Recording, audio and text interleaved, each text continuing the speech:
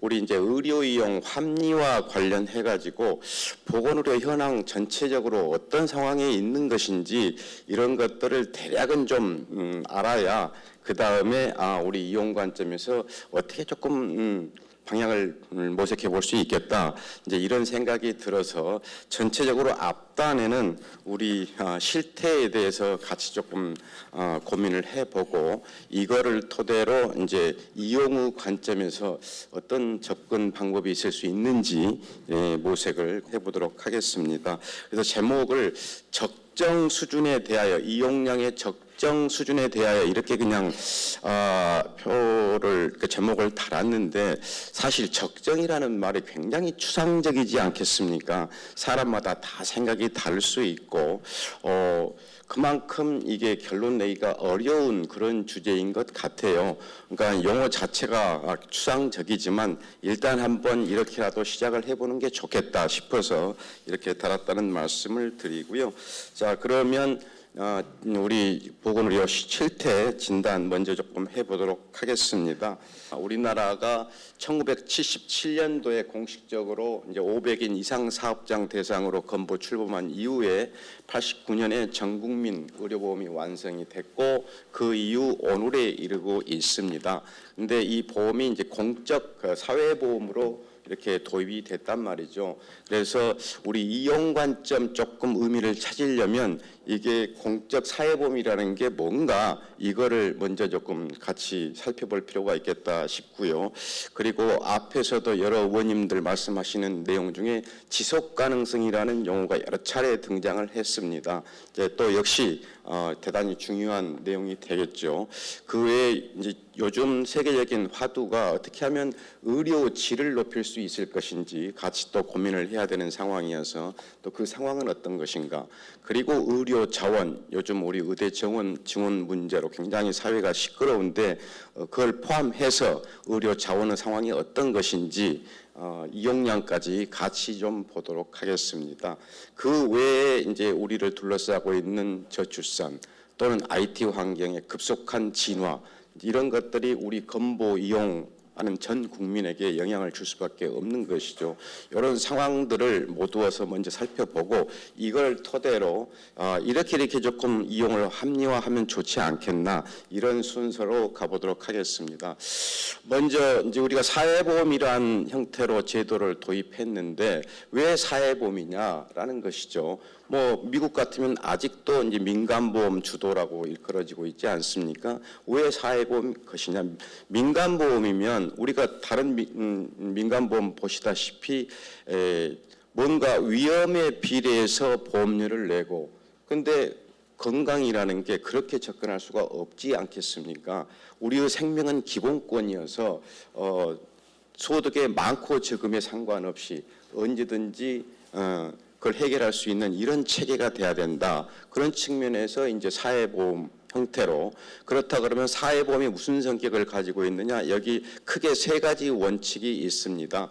여기 소득 재분배 기능도 있고 형평성 기능도 있고 그리고 연대 이렇게 세 원칙을 충족해야 된다 이런 건데 소득 재분배 기능이라는 것은 우리 지금 많이 버는 사람들은 많이 부담하고 적게 버는 사람들은 적게 이런 관점에서 보면 우리 건강보험 보험료 부조화 체계가 그런 형태로 설계가 좀 되어 있습니다.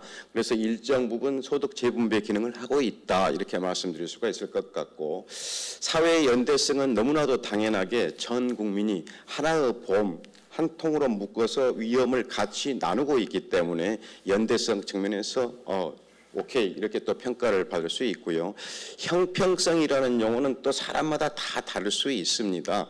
급여까지도 소득 수준에 따라서 좀 차등을 하는 게 좋겠다 이렇게 이야기하는 분들도 있고 어떤 게 형평인 것인지 또는 우리가 지금 전국 단일 보험 체계이기 때문에 동일 부담 능력이면 동일 보험료를 내도록 이렇게 설계가 되어 있는데 그러면 의료 이용 접근성 측면에서 과연 형평한 것이냐 이렇게 물어보면 자신 있게 예스 이렇게 대답 못합니다. 이유는 우리가 지방에 거주하는 분들은 아무래도 수도권에 있는 분들보다 이동에 더 훨씬 더 시간도 경비도 많이 들 수밖에 없고 훨씬 더 퀄리티 있는 의료 수준 어렵고 그런 차원에서 보면 우리는 형평에 이렇게 말하기는 아직은 좀 한계가 있다. 이제 이런 차원에서 여러 가지 논란들이 있습니다. 다음 운영 체계에서 보면 이제 사회보험이라는 게 우리가 보통은 이제 단기보험 이렇게 이야기하는데 단기보험은 금년도에 쓸 걸 금년도에 모아가지고 지출하는 거.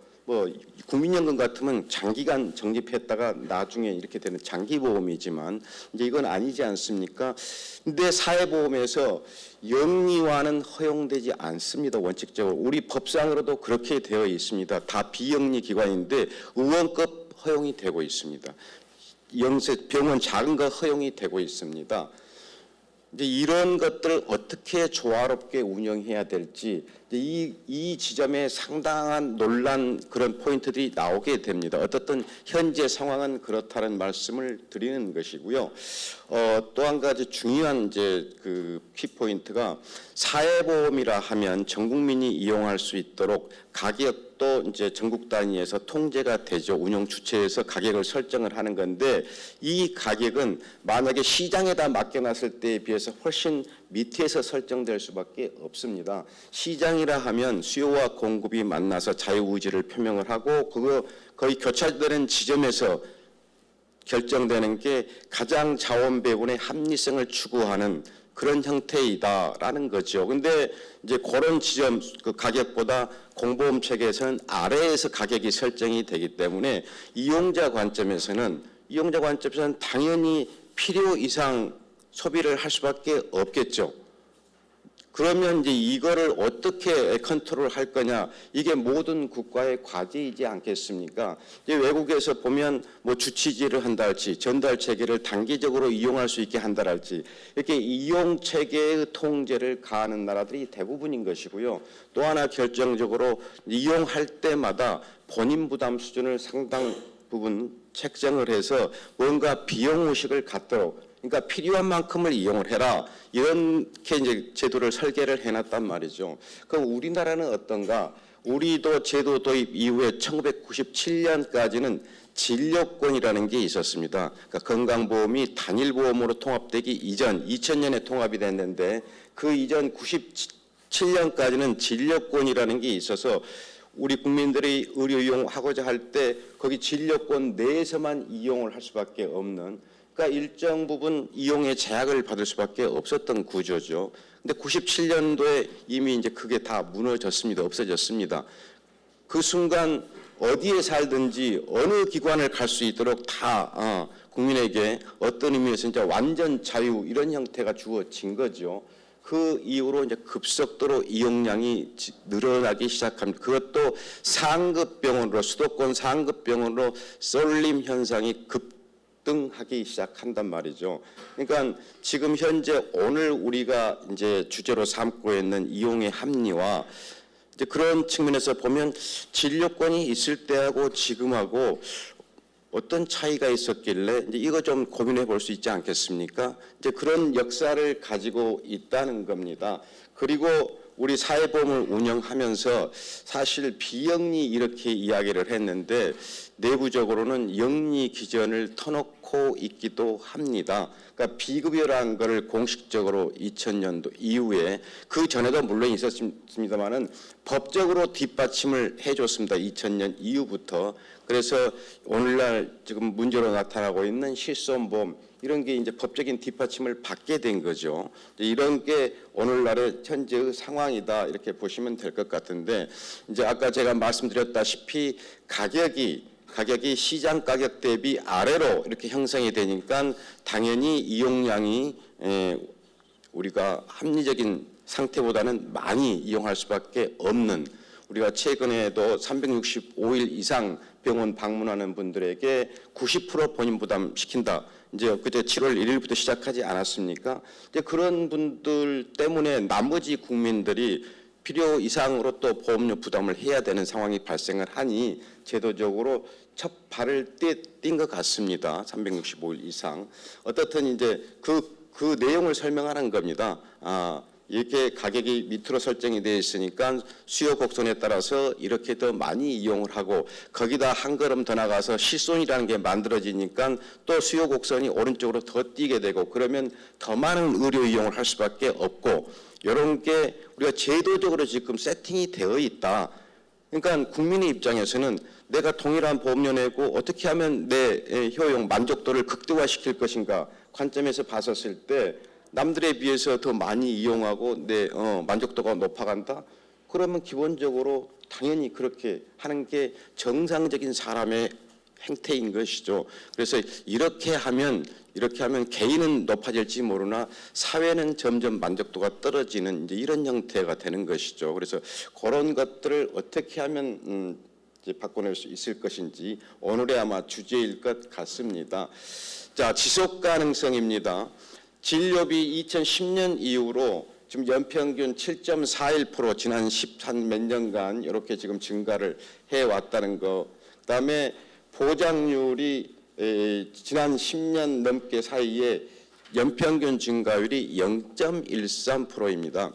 2004년 이후로 건강보험에서 보장성 확대 5개년 계획이라는 것을 매 5년마다 설계를 해서 계속 재정을 투입해오고 있습니다. 그거 외에도 정부가 바뀔 때마다 매 정부 바뀔 때마다 우리가 대표적으로 아는 게 지난 정부 보통 문케어 이렇게 이야기하는데 30조 8천억 투입해가지고 어떻게 하겠다. 그 보장성 확대 계획이었고 그 전에 박근혜 정부 때도 4대 중증 질환에서 어떻게 보장성 확대하겠다. 거의 매 정부가 기존의 보장성 확대 계획 이외에 추가로 정부 바뀔 때마다 보장성을 계획을 냈단 말이죠. 재정을 투입했어요. 그럼에도 불구하고 보장성은 크게 증가하지 않습니다. 그만큼 비급여 더 빠른 속도로 비급여 시장이 확대를 해가고 있기 때문에 재정 투입하는 속도 이상으로 확대돼 가고 있기 때문에 보장성은 늘지 않고 계속해서 재정만 늘어나는 이런 형태라는 거 참고로 말씀을 드리겠습니다. 그러면 우리 지금 건강보험에서 이제 소요되는 건강보험 진료비 외에도 또 의료비가 다른 파트에서 대단히 많이 있지 않겠습니까? 이제 그런 거를 다 합해서 국민의료비라고 이야기하는데 이게 지난 12년간 보니까 연평균 8.68% 이렇게 증가를 해 왔습니다. 이거는 건강보험 앞에서 보셨던 진료비보다 더 빠른 속도로 국민의료비가 지금 늘어나고 있더라. 이것도 결국은 다 국민의 호주머니에서 나와야 되는 거 아니겠습니까? 이만큼 우리 지출, 의료 관련 지출 속도가 빠른 속도로 더더욱이 경상의료비 비율, GDP 대비 경상의료비 비율 이게 2022년 기준 9.7% 그래가지고 OECD 평균을 넘어서기 시작했습니다. 국민의료비는 여기 앞에 우리 좌장으로 활동하고 계시는 정영선 교수님이 매년 국민의료비 추계를 해서 발표를 OECD에다도 하시고 우리나라에 발표를 하시는데 이미 보니까 2022년 기준으로 OECD 평균을 넘어선 걸로 이렇게 나와 있습니다. 과거에는 우리 의료 체계가 굉장히 효율성이 있어서 저비용으로 퀄리티 있는 의료 이용을 하고 있다. 이렇게 스스로 자화자찬했었던 적이 엊그제 같은데 이미 비용 관점에서 이제 OECD 평균을 넘어섰고 고령화율 비교해 보니까 OECD 평균에 아직 가지 못했습니다. 그럼에도 불구하고 의료비는 넘어섰다는 것이죠. 그런 상태의 말씀을 드리고요.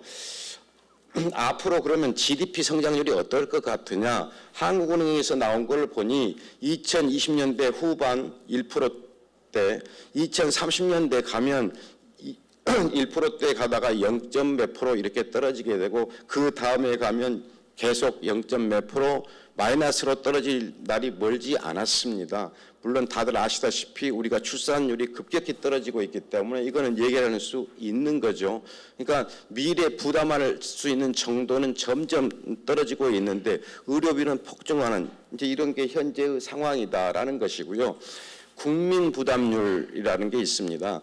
세금으로 내는 거 그리고 사회보장 보험료로 내는 거. 그러니까 사회보장 보험료로 하면 건강보험, 국민연금, 고용보험, 산재보험 그리고 장기요양보험까지 이걸 합해가지고 국민부담률이라고 이야기를 하는데 즉 국민부담률이 2022년 기준으로 32%까지 이렇게 올라갔습니다. 증가를 했습니다. 과거에는 우리가 OECD 평균 대비 그래도 많이 낮으니 아직은 여유가 있다.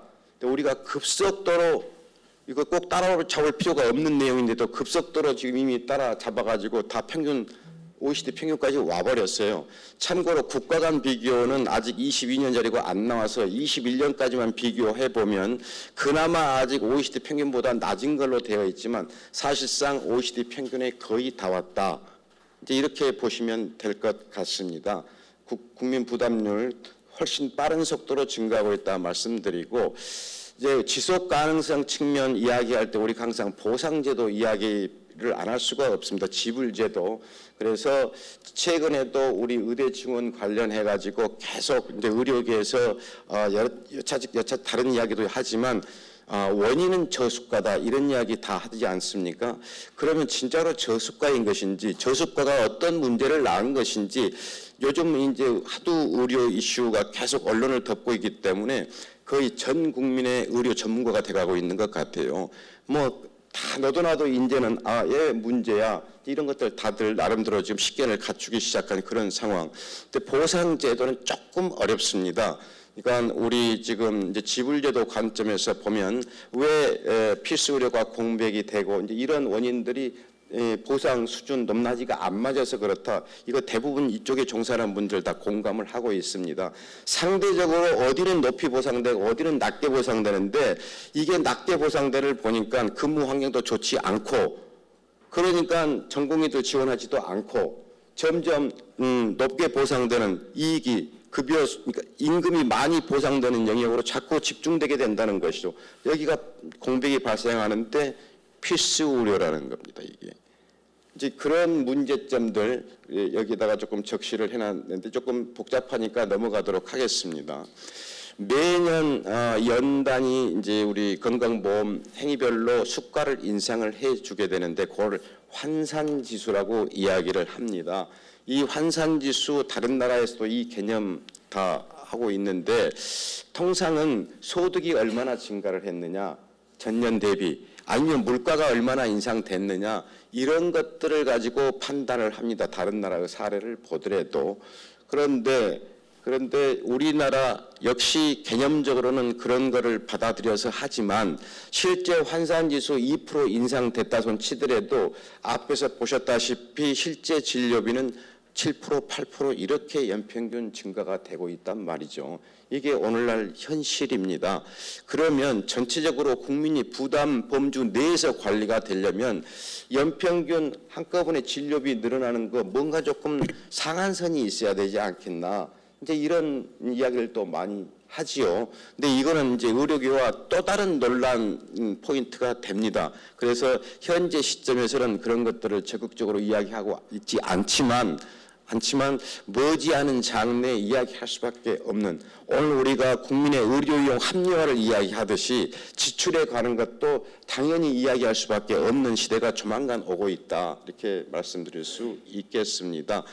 지금 지불제도는 우리가 병원 의원 갔을 때 서비스 받는 행위당 하나 행위당 별도로 다 보상이 붙고 있어서 공급자 입장에서 보면 많은 행위를 제공하는 게 수입과 연관이 되는 거죠. 그게 국민의 부담이 높아지는 거고 행위별 수가라는 게 이제 그런 의미인데 당연히 이런 제도를 하고 있으면 의료 기술은 상대적으로도 빠른 속도로 발전한다 할지 긍정적인 효과도 있습니다만은 부담이 감당이 안 되기 때문에 세계 거의 모든 나라들이 이 제도를 하다가 다 다른 제도로 바꿨습니다.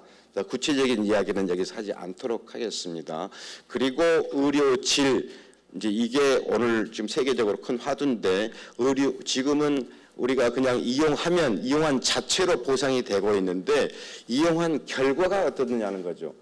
결과 이게 잘 치료가 됐다. 그러면 보상을 해주고 아니다 싶으면 보상을 안 하는 게 맞지 않느냐 이거죠. 아니면 최소한도 결과 정도에 따라서 차등화해서 보상하는 게 맞겠다. 이제 이런 개념이 여기에 들어가기 시작합니다. 지금까지는 우리 그냥 병원 갈 때마다 오케이 너 수고했어. 자원이 투입됐으니까 보상 이런 관점이었다면 앞으로는 좀 달라져야 된다. 의료 질 내용을 보니까 여기 지금 빨간색으로 되어 있는 게 우리나라인데 여기 동그란 그 파란색이 OECD 평균이고 안쪽에 들어오면 우리나라 상태가 더 좋은 것이고 밖에 있으면 앞으로 조금 시급히 좀 안으로 밀어넣어야 되겠다 이런 내용들인데 환자 경험평가 우리가 아직 시범적으로 하고 있는데 그거는 뭐 OECD 평균과 유사한 정도로 나와 있는 것이고 만성질환 같은 경우는 별 좋지 않은 지표들이 꽤 있습니다. 그래서 만성질환 관리 우리가 더 노력해야 되겠구나 뭐 이런 또 정신질환 관련해 가지고 대부분 정신질환 관련되는 지표들은 동그라미 밖에 위치해 있습니다. 이것도 우리가 각별하게 더 관심을 가져야 되겠구나 이런 내용들. 그래서 이제 우리 이런 것들 세부적으로 놨는데 어떤 측면에서 더 노력을 해야 될지 이런 것들을 우리한테 좀 시그널을 주는 내용이기도 해서 소개를 해드렸고요. 자, 자원 분포입니다. 우리 요즘도 계속해서 OECD 대비 의사 수가 몇 배가 되고 얼마나 부족하고 이런 이야기 하게 되고 의료계에서는 OECD 평균이 그게 무슨 능사냐 이렇게 이야기해도 하지만 어떻든 국제 비교할 만한 게 별로 없으니까 OECD랑 비교해서 의사뿐 아니고 다른 의료 직종들 비교를 해서 여기다 넣어놨습니다. 임상 의사 수는 상대적으로 우리가 OECD 평균 대비 70% 정도, 졸업자 수, 의학계열 졸업자 수 52%, 의사 임금은 당연히 의사 수가 적으니까 다른 나라에 비해서 임금은 상대적으로 더 많지 않겠습니까? 더 많은 걸로 166% 이렇게 나와 있고요. 간호사 인력, 임상 간호 인력은 현재 상황은 적은 걸로 나와 있지만 미래 간호대 졸업생 수, 이게 미래 간호사가 될 학생 수는 훨씬 더 많은 걸로 되어 있습니다. 간호사 임금은 OECD 평균과 거의 유사한 걸로 또 자원 다른 걸 보니까 병상 수는 어마어마하게 많은 걸로 나와 있습니다. 거기 OECD 평균 대비 거의 300%니까 3배 이상 병상이 많은 걸로 되어 있고 급성기 병상만 제한적으로 봐도 200% 이상 이렇게 되어 있고요. MRI 이게 180%쯤 이렇게 많이 보유하고 있는 걸로 나와 있습니다. 결정적으로 우리나라 국민들은 외래의 경우에 266%, OECD 평균 한 5.9회 1년에 병원을 방문하는데 우리나라 국민들은 15.7회를 방문합니다. 한 번 입원을 해도 그러니까 한 번이 아니고 1년 동안 입원한 일수가 우리나라가 18.5일, OECD 평균이 8.1일. 전체적으로 보면 우리 국민이 2.35배쯤 의료 이용을 더 많이 하고 있는데 우리 국민이 뭔가 더 아파가지고 뭐 그렇다 그러면 충분히 이해가 되지만 왜 이렇게 많이 병의원을 이용할 수밖에 없는 것인지에 대해 답을 찾을 길이 없습니다. 그러니까 그거는 제도 세팅에 문제가 있나 보다 이렇게 추정할 수 있지 않겠습니까? 이제 그런 내용들을 오늘 모색하는 그런 자리가 되겠습니다. 어떻게 하면 의료 이용을 합리화하고 의료 이용이 합리화가 되면 우리 인력, 시설, 장비 당연히 지금만큼 많이 필요하지 않겠죠. 우리 뭐 의대 정원이 어떻고 우리 향후 병상 어디가 몇천 병상이 준비가 돼 있고 많은 이야기들 하는데 이용량이 줄어들면 그러면 그만큼 인력 시설 장비가 그만큼 필요하지 않을 것이고 비용 소요 떨어질 것이고 국민이 내야 되는 보험료 수준 떨어질 것이고 이렇게 이제 지속 가능한 체계로 만들기 위한 전제 조건이 여기로부터 나오는 것 같습니다. 그래서 이런 내용들 소개 말씀드리는 것이고요. 뭐 다른 것 대비 어디에 부족하다, 전공이 어디에 부족하다 이런 건 넘어가겠습니다. 그래서 지역 간 어떤 문제가 있고 또는 뭐 이렇게 다른 나라 같으면 의사와 간호사, 간호사와 간호조무사 각 직역 간 서로 업무량들이 수직적 대체를 이루는데 이 말은 과거 의사가 했던 업무가 간호사로 대거 내려오기도 하고 간호사가 했던 업무가 간호조무사로 넘어가기도 하고 이런 대체 관계가 그래서 의대 정원 추정을 할 때 수직적 대체율을 반영해 가지고 미래 수급 추계를 합니다. 우리나라는 그런 내용들 현재 반영 불가능. 왜냐하면 직역 간 조금 더 양보하지 않기 때문에. 근데 다른 나라는 이미 과거 세상에 비해서 지금 많이 달라진 거죠. 근데 그게 지금 반영이 안 되고 있다 이런 말씀 드릴 수가 있겠습니다. 어떻든 우리 지금 최근에 의대 정원 이야기하면서 PA 문제 본격적으로 이제 논의되고 시범 사업 진행 중인데 이번 사태 이전만 하더라도 PA 절대 안 돼. 이렇게 정리가 돼 있었던 거죠. 그러니까 이번에 이제 논란을 하면서 PA 문제가 공식화되는 이런 과정에 와 있기도 하고, 그러니까 의료 질의 손상이 안 되면서 비용이 줄어들 수 있다면 그러면 당연히 그 길을 선택해야 되는 게 아니겠습니까? 미래의 지속 가능성을 높이기 위해서 다른 나라들은 다 그렇게 가는데 왜 우리는 안 되는 것이냐? 당연히 고민해야 될 그런 지점이겠습니다. 그런 내용들 또 최근에 전공의 중심이 아니고 상급 종합병원을 전문의 중심으로 바꾸자 하는 내용들 나와 있습니다. 현재 상황이 어떻다라는 거 보시면 알 것 같고요. 그 외에 이제 인구 구조도 뭐 거의 모든 내용 이야기할 때 당연히 앞단에서 인구 구조 이야기를 합니다.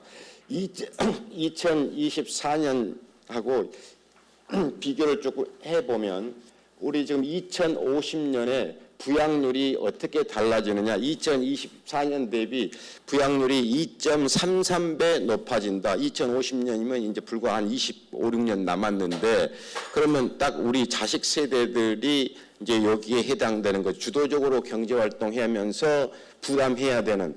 근데 지금도 우리 세금 많다, 보험료 많다 그러는데 그 시대에 가면 한 명당 생산 가능 활동을 하는 인구 한 명당 2.33배씩 더 부담해야 사회가 지속 가능하다 이런 뜻입니다. 그러니까 현실적으로 너무너무 어려운 상황인 것이죠. 어떻든 우리 인구 구조를 보면 요 밑에 있는 그림 세팅은 통계청에서 그냥 나온 거 그냥 카피해서 가져온 겁니다. 그래서 보시면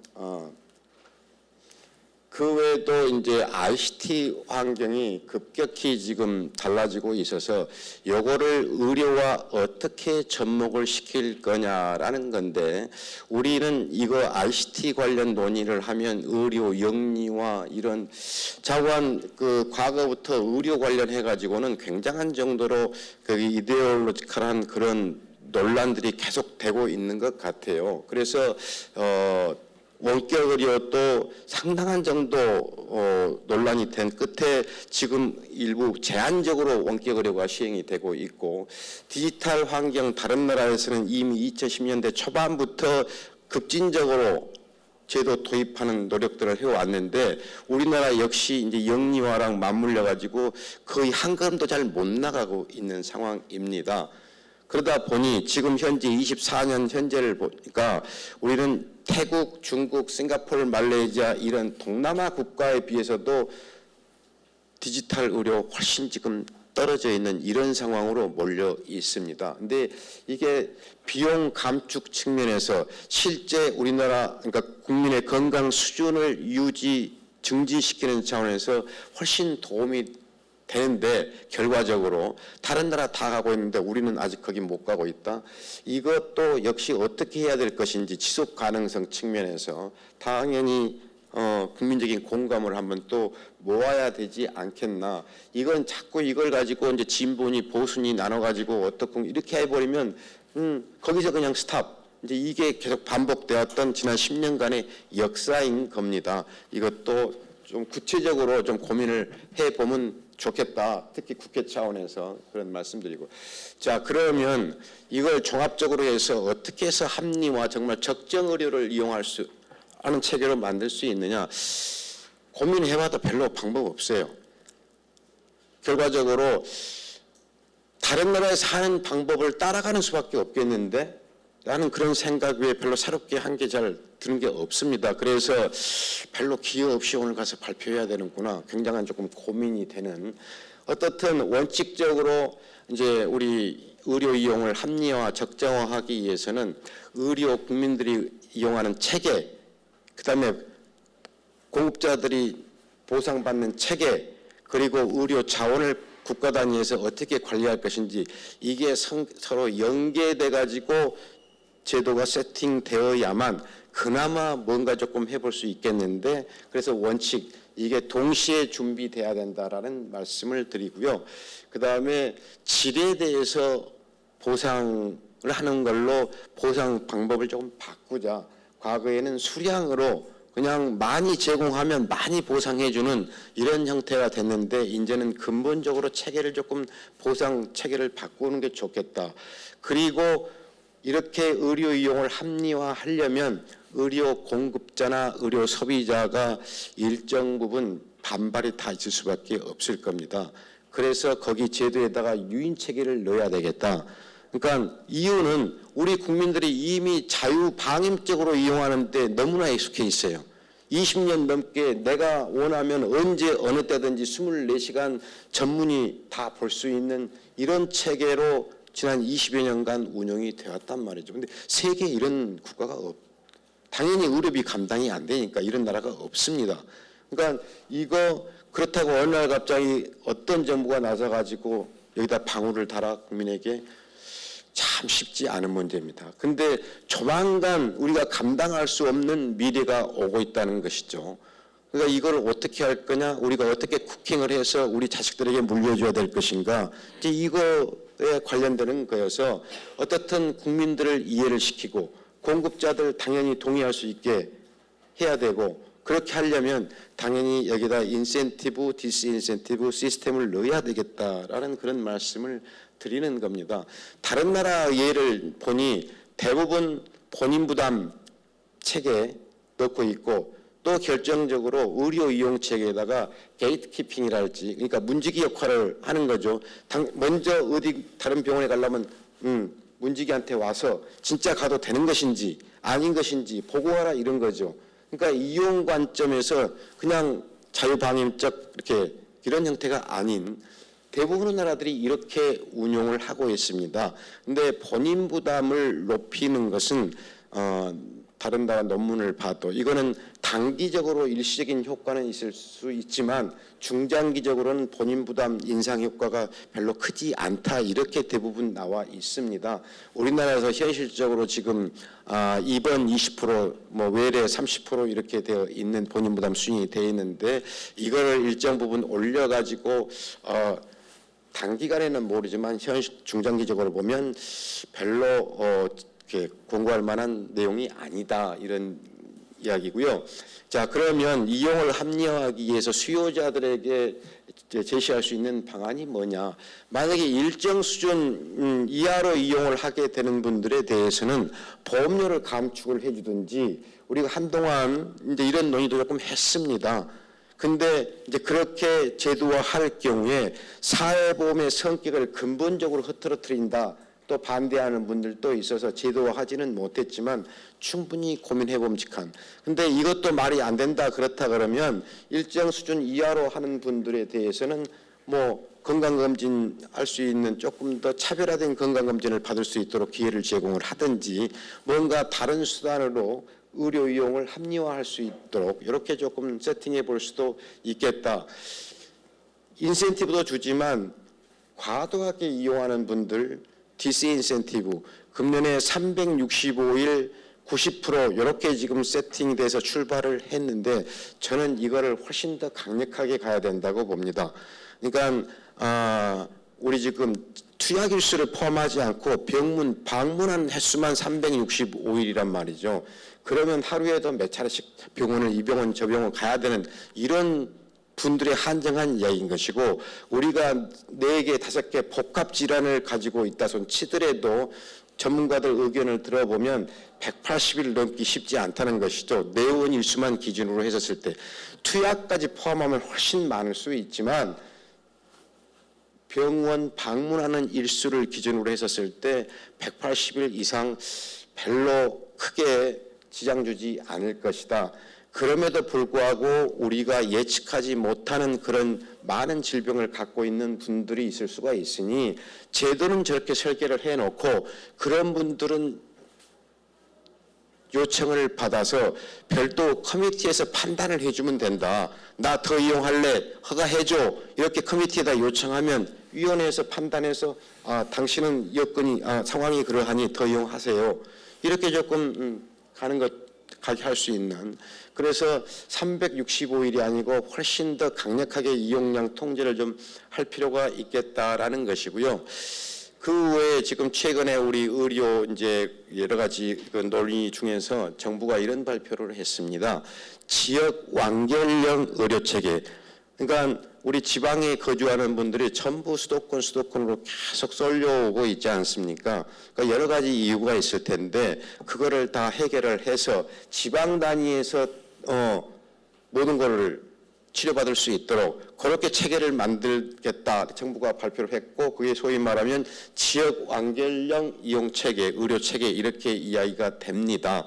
그러면 그 지역 단위에서 해결을 할 때 전달 체계가 최종적으로 어떤 그림이 나올지 모르겠는데, 제안드리건대 노인이나 장애인이나 또는 만성질환자 이런 또는 아동 이런 분들에 대해서는 주치의 방식으로 바로 연결해도 되지 않겠나. 거기 지역 완결형 차원에서 그렇게 해서 상시적으로 관리를 해주는 이런 메커니즘으로 필요한 만큼만 이용할 수 있도록. 그러면 공급자들, 거기 주치의로 등록받은 공급자들은 그 등록된 사람들의 건강 결과를 평가받아가지고 추가로 보상을 더해주고 덜 받고 이제 이런 체계로 전환.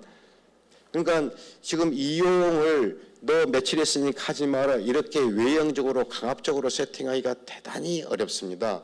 이거는 전문가들이 의사들이 판단을 이 정도면은 더 이상 올 필요가 없어. 이 정도면 충분해. 아니면 더 치료를 받아야 돼. 판단할 수 있는 사람들은 저는 전문가들이라고 보고 그분들이 자의적으로 할 수 있는 시스템을 넣어줘야 된다. 그러면 그분들도 보상이 연계가 돼야지 합리적인 판단을 할 수 있지 않겠습니까?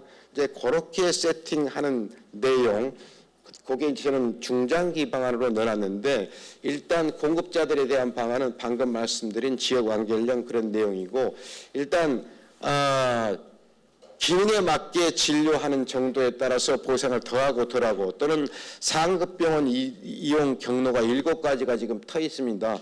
웬만한 분들 그냥 동네 의원 안 거치고 상급병원 바로 가가지고 가정의학과 가서 의뢰 받아가지고 다른 데 이용하고, 이거 비용 낭비하는데 그 비용 누가 하느냐? 전 국민이 십시일반 내가지고 이렇게 하고 있는 거랑 마찬가지입니다. 건강보험료를 내고 있기 때문에. 근데 이거 다 틀을 조금 바꿔야 되겠다라는 그런 이야기 말씀을 드리고, 중장기적으로 저는 지금 오래전부터 이런 말씀을 드리는데, 통합 연계 의료를 하자. 내용은 좀 많습니다만은 그냥 말로 시간이 많이 돼서 말로만 조금 말씀드리면, 만약에 이제 지역 완결형 체계다 그러면 지역 완결형 체계 내에 거기 종합병원이 됐든 동네 의원이 됐든 이렇게 네트워크를 구성하고 그 네트워크에 국민들이 가입할 수 있도록. 네트워크는 여러 개가 있을 수 있죠. 국민들이 원하는 네트워크를 가입해서 거기 내에서 진료를 받는데, 거기 네트워크는 최적의 진료를 할 수 있도록 보상을 연계해서 주는 겁니다. 거기 국민의 의료 관련 리스크 측정될 수 있고, 그 리스크를 반영해서 1인당 얼마로 네트워크에다 제공을 하면 낭비하지 않고 필요한 만큼만 공급자들이, 전문가들이니까 서비스 제공하지 않겠습니까? 사후적으로 혹시 과소될 수 있으니 자칫 잘못하면 평가를 하면 됩니다. 평가해서 더 주고 덜 주고 보상으로.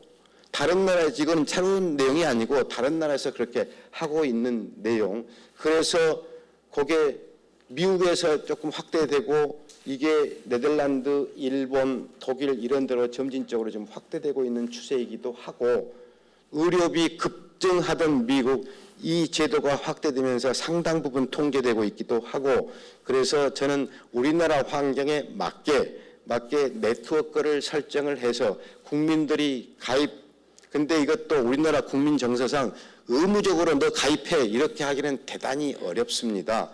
선택을 할 수 있도록, 공급자도 네트워크에 들어올지 말지 선택할 수 있도록 이렇게 다 물꼬를 터놔야 된다. 그래서 원하는 사람은 가입했는데 하는데 거기 가입됐을 때 인센티브 체계를 넣어준다는 거죠. 이렇게 정리를 해야만 지금처럼 의료비 8% 9% 증가하는 거 통제가 일정 부분 통제가 되면서 의료 질은 유지가 될 수 있는 체계로 저는 바뀔 수 있을 거다.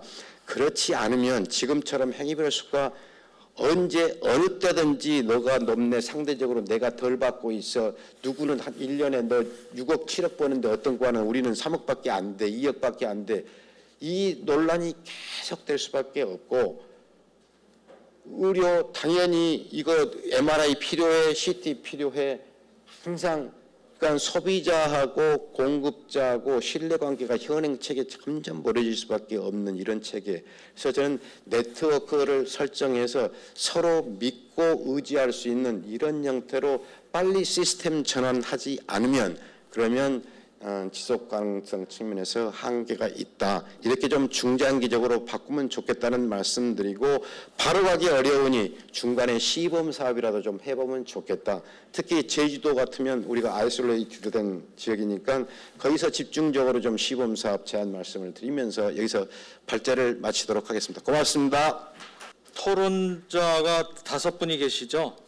그래서 5분한테 보통 한 10분 정도씩만 드리면 일단은 시간은 될 것 같고요. 혹시 이제 추가적인 논의도 더 진행이 될 것 같고, 우리 시영석 교수님께서 합리적인 의료 이용 관련해 가지고 발표를 하셨는데, 주로 그 원래 발표안에서 제가 이렇게 본 거는 뒤에 마지막에 좀 시간 부족 관계로 짧게 말씀하신 그 여러 가지 그 미국의 ACO, CCO 등등 가 관련된 그런 형태의 네트워크를 구성해서 그 합리적 이용을 그 자발적으로 할 수 있는 그런 인센티브를 제공하고 그런 거를 좀 만들어 보는 것에 대한 제안이 있었고, 저는 상당히 그 부분에 대해서 좀 집중 얘기를 서로 하게 될 거로 생각을 했는데, 어떤 설명 자체는 좀 짧았습니다. 앞에 나온 내용들은 굉장히 좀 일반적인 얘기이기도 해서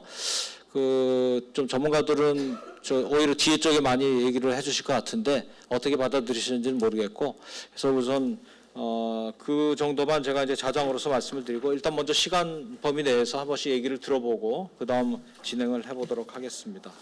가장 중요한 역할을 하신 분 중에 하나이신 강희정 보건사연구원 정책실장님께서 먼저 의견을 제시해 주시죠.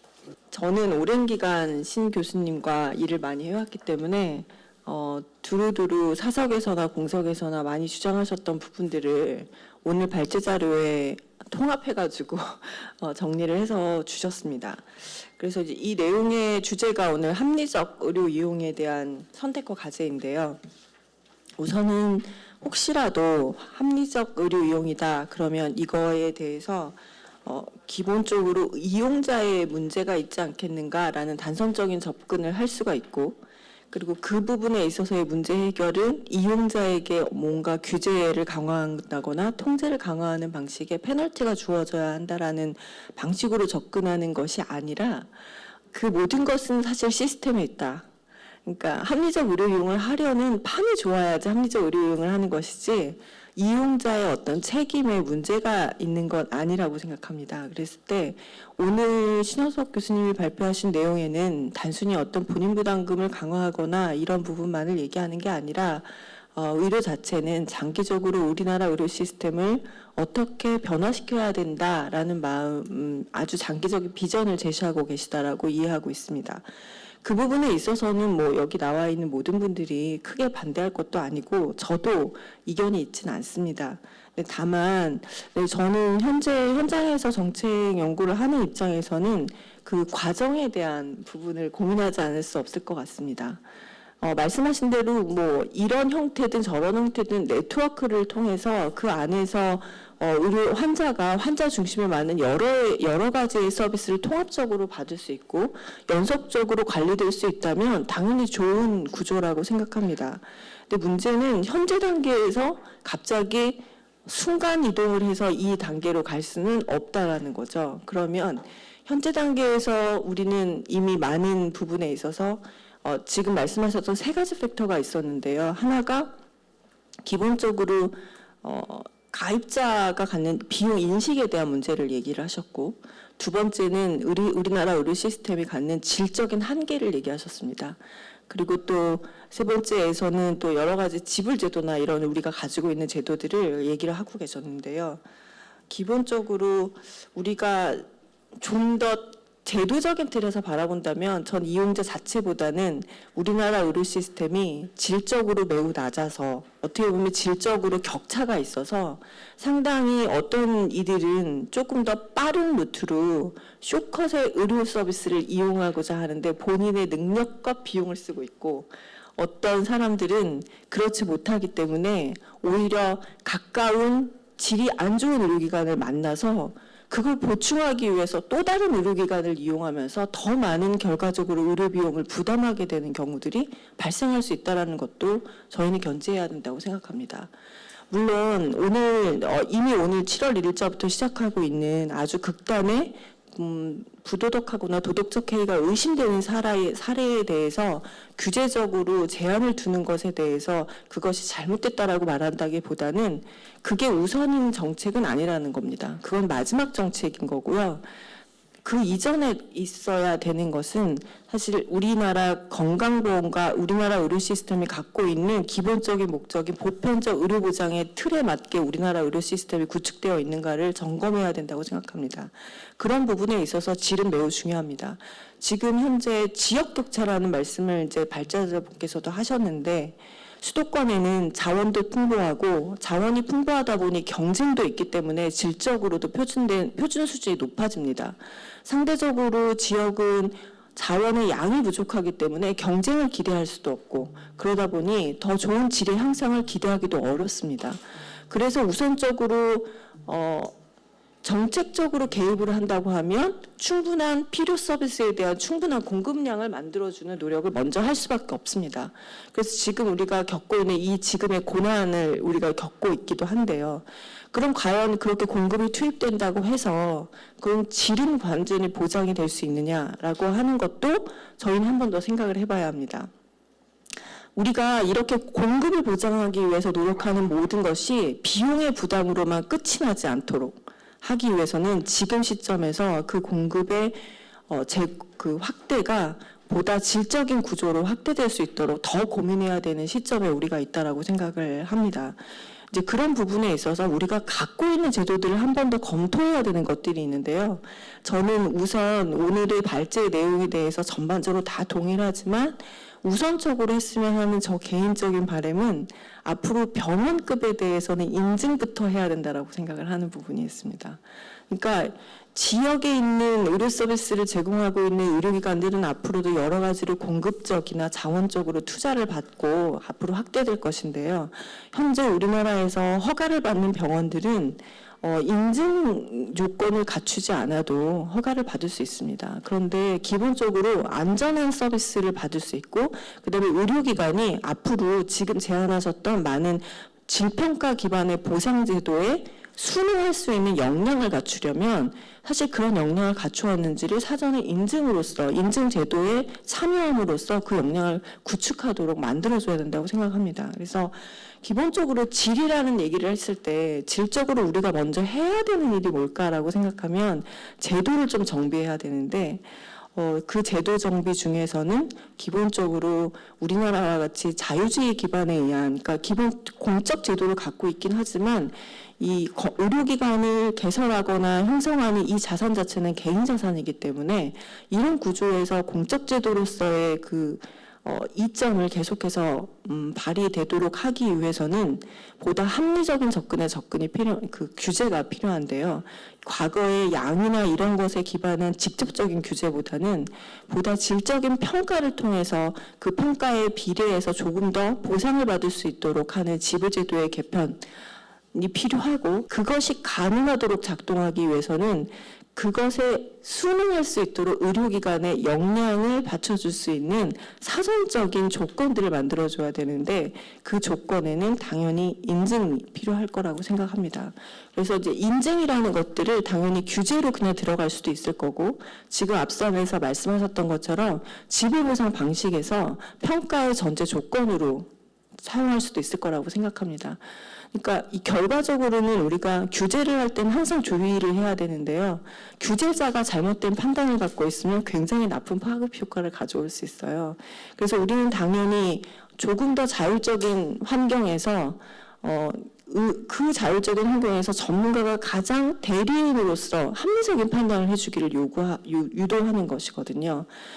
지금 앞서서 발제자가 말씀해 주셨던 네트워크도 결국엔 네트워크 안에 가입된 환자들에 대해서는 네트워크에 참여하는 공급자들이 가장 합리적인 선택을 해줄 거라는 기대에서 만들어내는 구조입니다. 그렇다고 한다면 직접적으로 이걸 하면 돼, 안 돼라는 단선적 규제가 아니라 이런 구조를 통해서 아웃컴, 결과, 환자가 경험한 결과와 환자가 경험한 서비스에 대한 평가를 기반으로 했을 때 사실 그 과정에서 보다 더 참여자들이 합리적인 의사결정을 할 수 있도록 유도할 수 있다는 겁니다. 그래서 저는 조금 더 그 시작점에서 과정에서 우리가 갖추어야 되는 조금 우리가 갖고 있는 제도들 중에서 뭐부터 고쳐야 될까 하는 이런 고민들을 먼저 좀 했으면 좋겠다라는 생각을 먼저 말씀드리고요. 마지막으로는 제가 어차피 두 번째 돌아올지 모르겠지만 말씀드리고 싶은 게 이런 게 있습니다. 우리 되게 좋은 나라고 디지털 전환의 시기에 살고 있습니다. 근데 우리가 가끔 제도를 고칠 때 어떤 생각을 하냐면 여전히 예전에 있던 양적 규제를 강화하는 방식으로 하는데 사실 그 좋은 기술을 활용해서 제도가 좀 더 정교해져도 되는 거거든요. 예를 들면 저는 좀 그런 생각도 있습니다. 물론 7월 1일자로 시작한 그 고이용자들, 다이용자들한테, 과다이용자들한테 365일이 넘으면 본인 부담금을 높여서 이렇게 규제를 하는 부분도 있지만 그들 중에는 사실 의료 서비스가 아니라 기타 비의료적 서비스들이 필요한 부분이 있는데 여전히 그걸 연계해주지 못해서 계속 그런 방식으로 자기의 수요를 충족시키는 사람들도 있을 수 있고 또 다음에 두 번째는 그걸 단순히 꼭 규제로 360을 넘으면 본인 부담률이 올라가 이것이 아니라 그런 개인들에 대해서는 보험자가 사례 관리를 조금 더 적극적으로 할 수도 있다라고 생각합니다. 그러니까 할 수 있는 일들을 조금 더 정교하게 변화시키기보다 다시 또 이런 부분에 있어서의 결정은 굉장히 단선적으로 내리고 마는 이런 것들에 대해서도 한 번쯤 다시 되짚어봐야 되지 않겠나라는 말씀을 드리면서 일단 마치겠습니다. 예, 감사합니다. 우선 그 365일 7월 1일부터 하는 그 소위 차등수과제 여기에 대해서 좀 말씀을 하셨고 일부 그 네트워크 관련해서 말씀을 하셨는데 앞으로 이제 남은 토론자분들께도 그 지금 다시 한번 질문 드릴 텐데 이 그 구체적인 거로는 네트워크 방식 어떤 그 우리가 이제 미국의 뭐 쉐어드 세이빙이라든지 저 열심히 해서 돈이 남겨야지 뭐 일정한 아웃컴을 내고 돈이 남으면은 공유할 수 있는 걸 통해서 인센티브 주자는 뭐 그런 사고 방식 이런 제도가 과연 한국의 건강보험제도라고는 미국하고는 전혀 다르고 뭐 이런 시스템화에서 또 미국이 어찌 보면은 고육지책으로 해놓은 정책일 수도 있는 그런 시스템을 우리의 이 세팅에서 과연 할 필요가 있는지 하려고 그러면 가능한 건지 여기에 대해서도 한마디씩 해주길 바라고요. 오늘 시간이 좀 있는 것 같아요. 그래서 말씀드리고 또 한 가지는 여기 기자분들도 계셔가지고 이제 잘 모르시겠지만 차등수과제라는 용어가 원래는 그게 아니고 지금 365일은 누굴 규제합니까? 지금 우리 강 의원님 반대한 대로 이용하는 사람들이 365일 넘으면 이제 규제한다는 거잖아요. 대부분 뭐 절반 이상이 노인들인데 그들은 뭐 365일 아무튼 그렇게 되는데 실제 차등수과제라는 건 2010 몇 년경에 없어진 공급자 규제, 즉 한 의사가 하루에 환자를 75명 이상 보면 수가가 낮아지는 제도가 있었어요. 그게 공급자 실효성 있는 그런 제도죠, 사실은. 그 제도를 없애버렸어요. 정말 답답한 일이고 저기 한 일인데 그렇게 되면서 예를 들어서 뭐 이비인후과에서 뭐 하루 150명을 봐도 뭐 그대로 그냥 곱하기로 해가지고 돈이 지불되니 이제 이게 환자들이야 뭐 의사들이 하라는 대로 하잖아요. 뭐 그런 의미에서 진정한 의미의 차등수과제를 없애버리고 지금 상당히 그 어려운 사람 이용하는 걸 오히려 막을 수 있는 뭐 그런 차등수과제가 지금 시행이 돼서 좀 안타깝다는 말씀을 드립니다. 제가 전화 온 기자한테는 말씀드린 적이 있는데 자 그래서 강 의원님 그거 언급 한번 해주시고 그다음에 다른 분 그다음에 넘어갈게요. 네, 제가 사실은 이제 돌려서 말한 건데 현재 상황에서 그런 게 변화가 안 되면 인증도 안 받고 아무것도 안 하던 의료기관들이 이 네트워크에 참여하라고 하면 결국엔 능력 있는 의료기관들의 네트워크만 성공하게 되지 않을까라는 우려가 있어요. 그래서 오히려 카르텔을 형성하면 어떡하지? 이런 우려도 사실 있어서 사실 사전적 기반이 충분히 논의되지 않았는데 바로 이렇게 들어가는 것이 조금 우려가 된다라는 부분이 있습니다. 알겠습니다. 자, 그 정도 일단 말씀하시고요. 다음은 지영건 교수님 부탁드릴게요. 예, 정말 전문적이고 그동안 많은 연구 활동하신 신현석 박사님, 이제 교수님 오늘 그 발표 들으면서 정말로 그 노하우가 진짜 묻어나고 또 그리고 또 그 방안이라고 하는 것이 정말 쉽지 않은데 이제 ACO, CCO 말씀도 해주셨는데 이건 조금 전에 이제 그 좌장께서도 말씀하셨듯이 미국에서도 이제 고위직지책이라고 말씀하시는데 우리나라도 사실 쉽지 않다고 저는 생각을 합니다.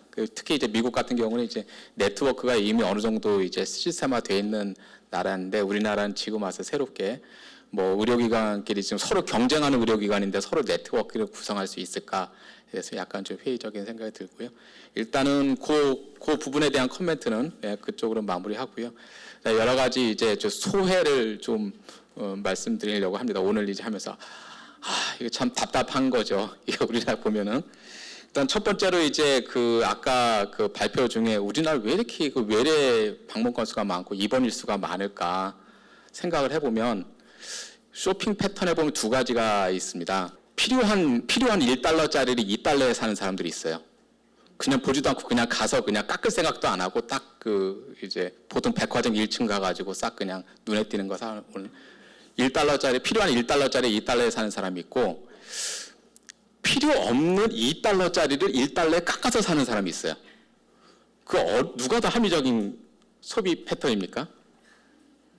필요 없는 $2를 $1로 열심히 깎아서 사는 분이 있고 근데 그게 제가 드린 거 말씀 뭐냐면은 미국의 전자입니다. 너무 비싸요. 그거 굳이 그렇게 뭐 분만하고 그렇게까지 비싸야 되나?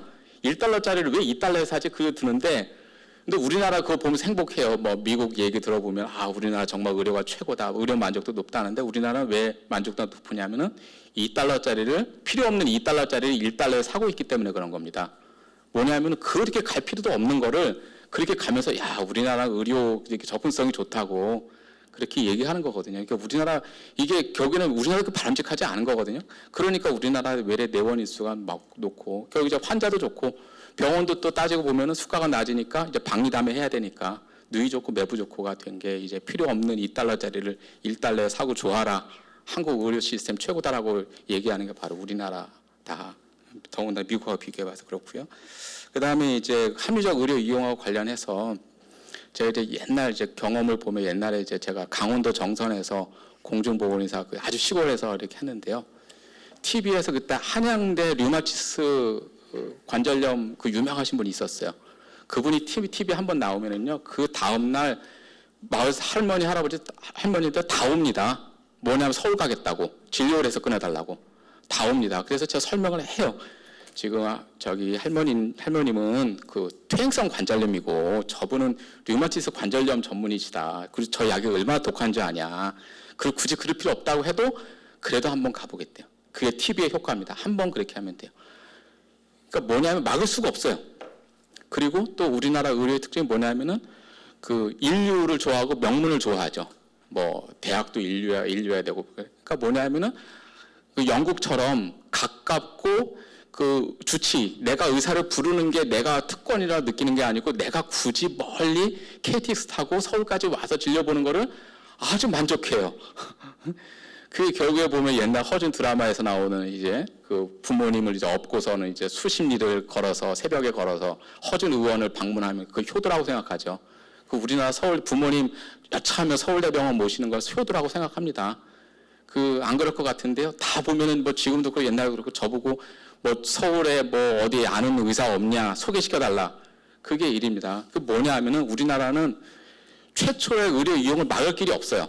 자꾸 의료 전달 체계 못 가게 하고 까다롭게 하고 필요 없습니다. 제가 보기에는 그거 쉽지 않고요. 일단 한번 가서 진단을 받아보게 합니다. 봐서 파킨슨을 진단을 받든 위암 진단 받든 일단 수술까지 하게 하고 진단 받게 난 다음에 그 다음에 약물 치료하고 수술 팔로업은 못하게 해야 돼요. 그러면 정리됩니다. 뭐냐하면 수술하거나, 왜냐하면은 그런 교수들, 그런 환자들 많아요. 어찌 해서 서울대병원에서 위암 수술했는데 동네 와서 자랑해요. 내 주치의 서울대 무슨 교수님이라고. 자기 수술해준 건 맞는데 자기 주치의라고 자기 프라이드를 느껴요. 내 교수님은 누구, 내 아이 주치의라고 표현합니다. 한번 수술하고 나면 그 다음에 갈 필요 없거든요. 뭐 감기 걸리고 열만 나도 서울대병원 응급실 갑니다. 못 가게 해야 되고 거기서는 전액 본인 부담을 하든지 실손보험에서도 끊고 결국에는 지역 연계로 갈 수밖에 없어요. 재진 환자를 끊으면은 지역 연계로 갈 수밖에 없어요. 그렇게 그건 뭐냐 하면은 초진부터 못 가게 하는 건 우리나라 어렵습니다. 초진은 가게 그냥 내버려둬요. 그 대신에 재진은 확실하게 끊어야 됩니다. 그 한번 가서 진단 받아봤지, 파킨슨 진단 받았지, 그 약 어떻게 먹어야 되는지 알았지, 그럼 동네 가서 처방받아. 그렇게 끊어야 된다라고 하는 것이 제 생각이고요. 두 번째는 이제 필수 의료 부분인데, 필수 의료 과장님도 오셨는데, 전 사실 필수 의료 용어 자체가 마음에 안 듭니다. 왜냐면 기피 의료라 그래야 되거든요. 한번 필수 의료는 끝까지 필수 의료거든요. 지금 그리고 필수 의료 아닌 사람 기분 나쁘잖아요. 내가 안과 의사인데, 그리고 뭐 나름대로 백내장 수술도 하고 뭐 여러 가지 뭐 하는데 나는 필수가 아니래. 그럼 얼마나 기분 나쁘겠어요? 왜 필수 의료라고 해서 왜 그 편을 가릅니까? 비필수하고. 기피 의료라고 하면 되잖아요. 남도 안 하려고 하는 기피 의료는 나중에 끝나고 나면 기피 의료는 사라지는 게 객관화된 지표가 나와요. 근데 필수 의료는 아무리 필수 의료를 정책을 아무리 해도 필수 의료인 거는 계속 남아 있을 수밖에 없어요. 그 용어를 바꿔야 된다. 기피 의료. 그러니까 그 용어 자체가 굉장히 중요한 게 정책의 흐름을 바꿀 수 있거든요. 상급 종합병원이라 부르니까 사람들이 다 상급 좋은 거 아니야? 상급이 왜 좋아요? 중증 종합병원을 하면 될 거를 굳이 상급이라는 용어를 붙여서 다들 최고의 병원이나 이미지를 심어주는 용어의 선택. 지금 필수 의료도 따지고 보면 기피 의료라고 하면은 나도 다 의사들이 다 그래. 내가 하는 일도 다 필수 의료라 그래요. 근데 기피 의료 딱 용어 하는 순간에 제가 정의하는 기피 의료는 다 드러났어요. 어떤 거냐면 지금 현재 전공의가 했던 것들이 다 기피 의료입니다. 한밤중에 깨가지고 콜 받고 소변줄 끼고 콧줄 끼고 잠 못 자고 그렇게 했던 것이 기피 의료예요. 뭐 조금 더 나아가면은 이제 3D죠. 이제 의료사고 위험 많은 분만이라든지 또 그 엄마들 또 등살에 또 시달려야 되는 소아과 같은 경우에 이제 그 기피 의료가 될 수 있겠죠. 그러니까 뭐냐면 기피 의료라는 용어를 바꾸고 전략을 좀 바꿔야 되고 그리고 자꾸 전문 과목 중심에 뭐 소아과가 뭐 필수 의료냐 신경외과 필수 아무 의미 없어요. 신경외과 하면 뭐 합니까? 대부분 다 척추 수술하는데 뇌혈관 수술 안 합니다. 그 신경과는 뭐 그 필수 있어? 거기 그 신경과 중에서 뇌졸중 그거 한밤중 나서 판단해 줘야 돼요. 이 환자 수술해야 될지 말아야 될지. 그럼 그 판단으로 뛰어나오는 신경과 의사는 그 사람 필수 의료입니다. 근데 신경과 다 전문의 따고 나서 다 뭐 하냐면 파킨슨 보고 있어요. 치매를 보고 있든지 응급 환자 없는 과 환자. 그러니까 모든 과는 다 필수 영역이 있어요. 근데 그거를 굳이 진료과 영역으로 국한하고 이렇게 하다 보니까 정책이 자꾸 꼬이고 의료 공급단체하고 자꾸 싸우게 돼요. 정의를 가지고.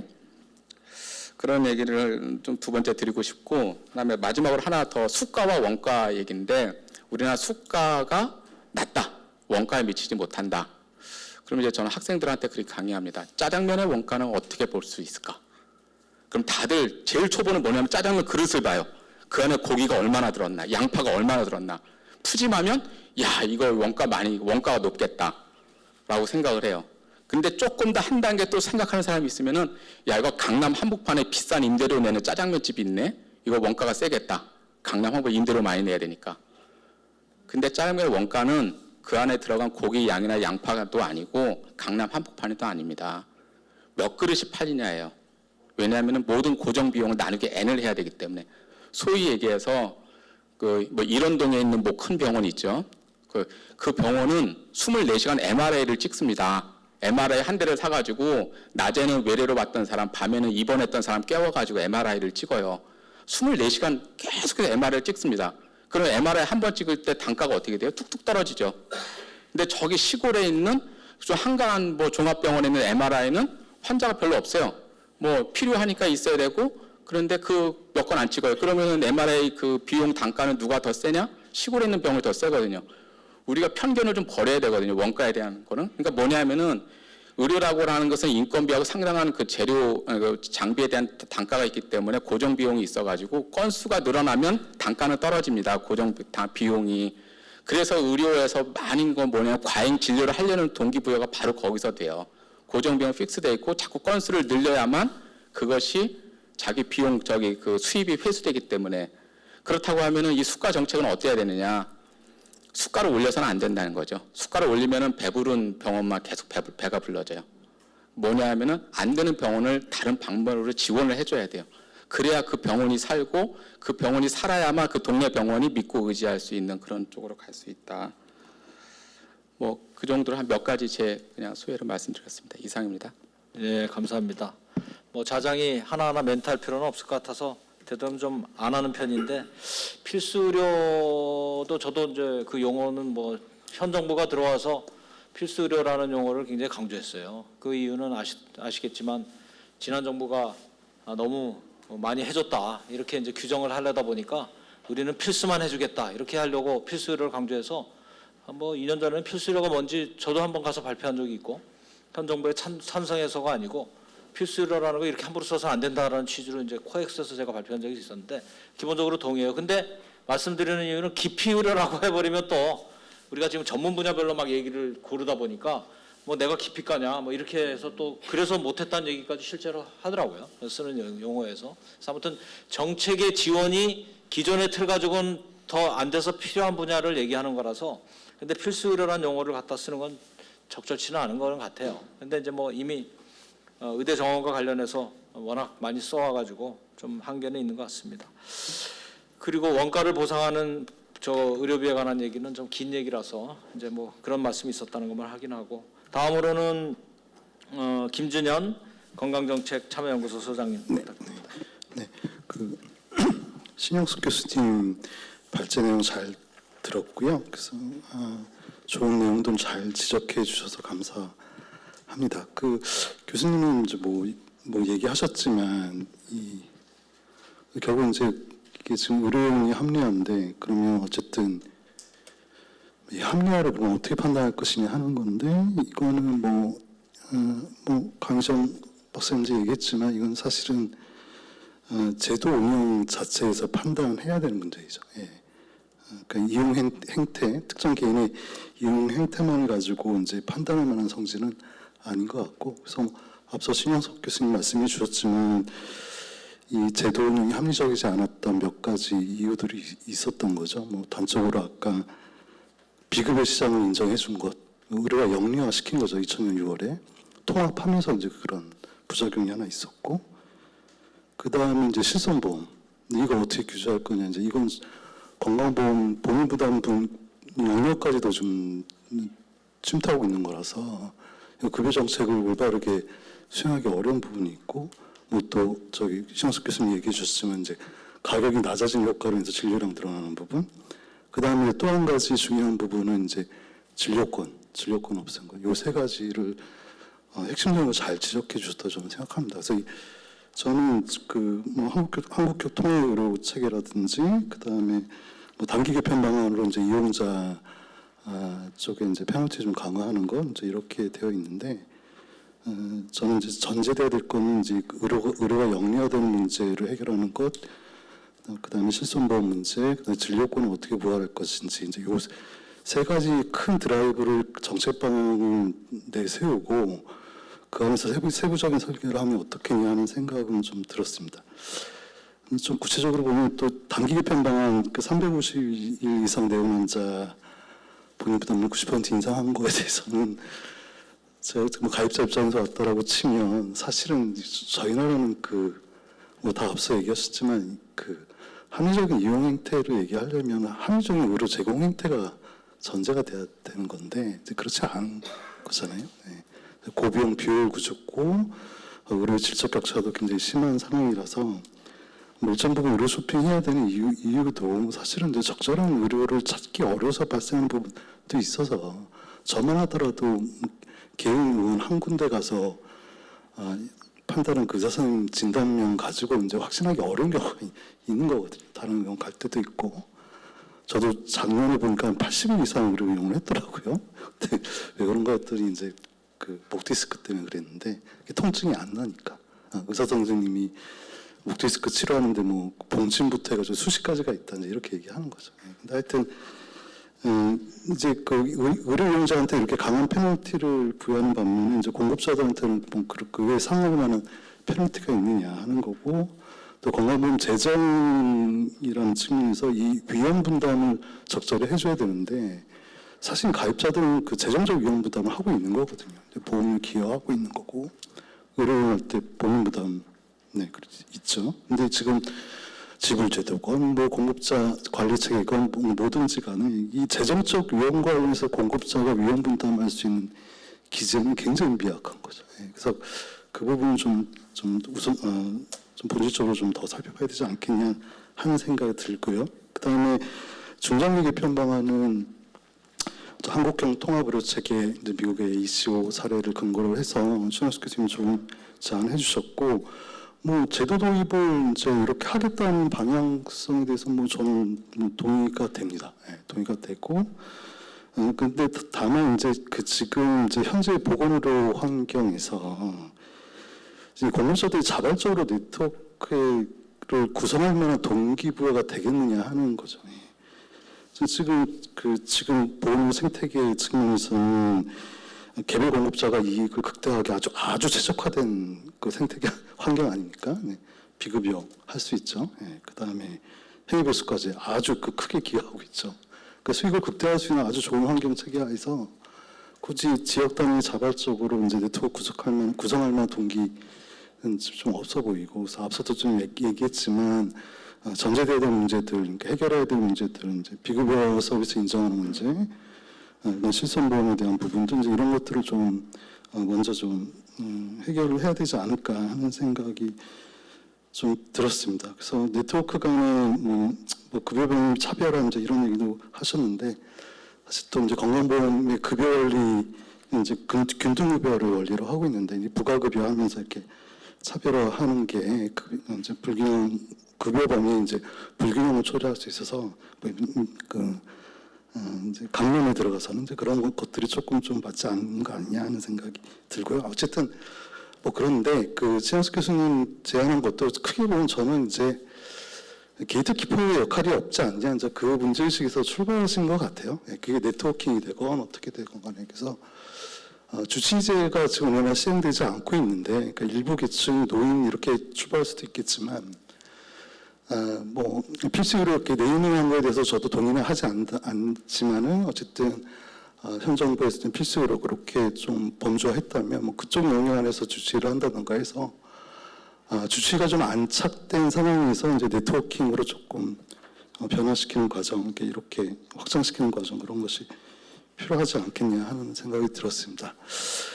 그 종합해서 좀 전체적으로 다시 좀 보면 아까 그 방향성 얘기했는데, 이제 저출생 고령화 문제 있고 수도권으로 인구 쏠림 있고 지역 소멸하고, 그러면 이제 보건의료체계도 이제 거기 이제 맞춰야 되잖아요. 그러니까 지금처럼 중앙 집권적인 형태는 아니어야 될 것 같고 분권화로 가야 될 것 같습니다. 그러니까 무슨 얘기냐면 지역도 지금 인구 구조 감안해서 재구성을 재편성을 해야 되는 거죠.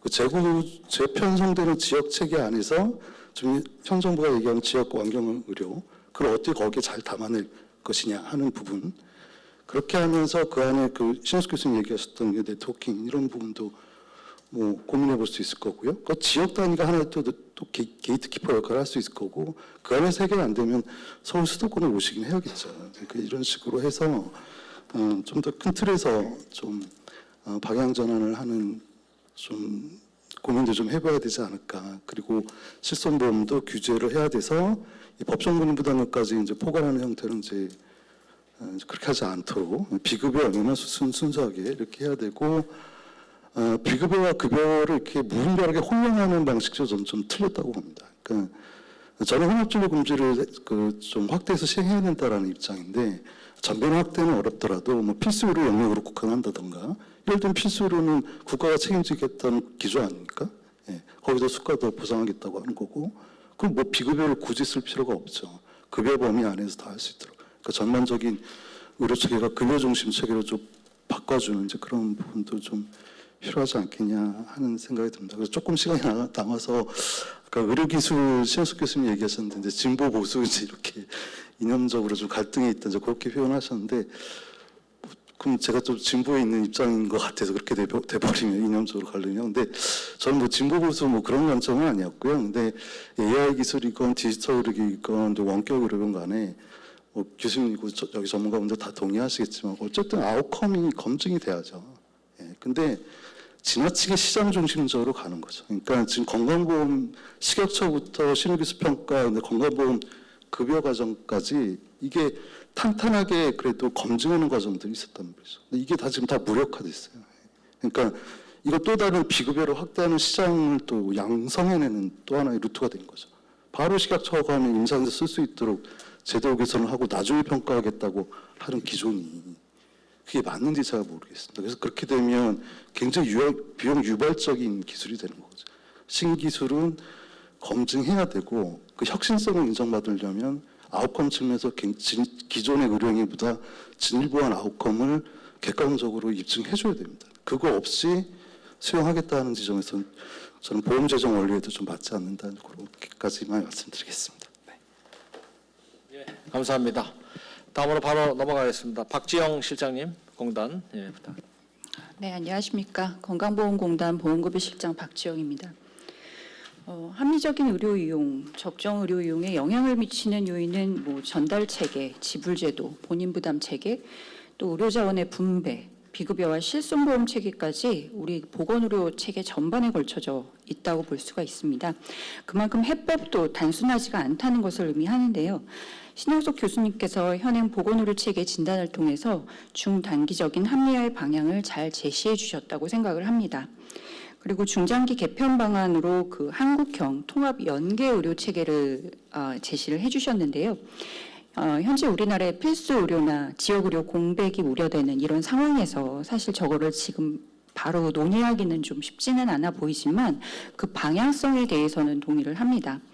다만 이러한 제도가 어떤 형태로든 도입이 되기 위해서는 지금 체계에서 현재 단계에서 좀 선행되고 준비가 되어야 할 것들이 있다라고 보이는데요. 먼저 앞서서 이제 여러 토론자분들도 말씀하신 것처럼 주치의 제도가 먼저 선행이 되어야 될 거라고 생각을 합니다. 네트워크 내에서도 합리적인 수준의 진료 전달이 이루어지려면 개인별로 주치의가 등록 환자의 건강 상태에 따라서 의료 내비게이터로서의 역할을 해야 할 것이라고 보입니다. 그리고 또 한 가지는 질평가를 통한 성과 기반의 지불이 광범위하게 좀 이루어질 필요가 있다라고 보입니다. 현재도 요양급여 적정성 평가를 통해서 일부 성과 기반 지불이 이루어지고 있지만 좀 더 평가 체계에 대한 신뢰 구축을 통해서 공급자하고 보험자가 모두 수용할 수 있는 평가 기준과 합리적 수준의 인센티브가 제공되는 것이 좀 더 보편적인 지불 보상의 한 섹터로서 자리를 잡아야 될 거라고 생각을 합니다.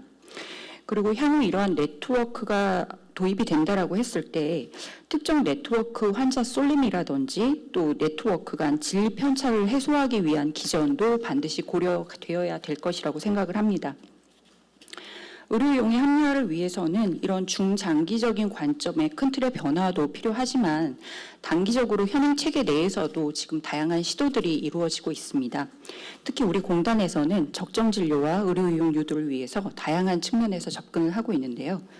먼저 저희는 상시적으로 의료 행위별로 의료용 빈도와 급여비 지출을 분석해서 급여비가 비정상적으로 증가를 하거나 타 의료 서비스 대비 높은 증가율을 보이는 항목들을 조기에 발굴하고 또 사회적 이슈가 있거나 아니면 국민 관점에서 건강 위해 요인이 있는 항목들을 선정해서 좀 더 심층 분석을 통해 의료 이용량을 적정화하기 위한 급여 기준 제한이나 공급자와 수요자 인식 개선, 또 제도나 법 개정 또는 직접적인 중재 활동들을 하고 있습니다. 최근에는 저희가 CT 촬영에 대해서 좀 더 분석을 해봤는데요. 우리나라 CT 보유 대수는 굉장히 OECD 국가 중에 8번째로 많습니다.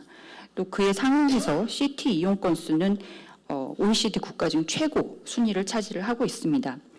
CT는 여러 가지 특수의료 장비 중에서도 방사선 노출량이 많은 영상 장비고, 그래서 1회 촬영 시에 이제 0.8에서 15mSv 정도의 방사선에 노출이 되는데, 한 연구에 따르면은 그 방사선 노출이 연간 100mS를 넘어가게 되면 백혈구가 감소하고 구토나 오심 등의 건강상의 문제가 나타난다고 합니다. 그래서 저희가 17년부터 21년까지 5년간의 방사선 촬영 현황을 좀 분석을 해봤는데요. 21년 기준으로 한 4만여 명이 연간 100mS를 초과하는 의료 방사선에 노출된 것으로 나타났고, 그중에는 또 연간 최대 130회를 촬영하신 분도 있었고요. 또 같은 날 여러 병원을 방문하면서 한 해에 117회를 촬영하신 분도 있었습니다.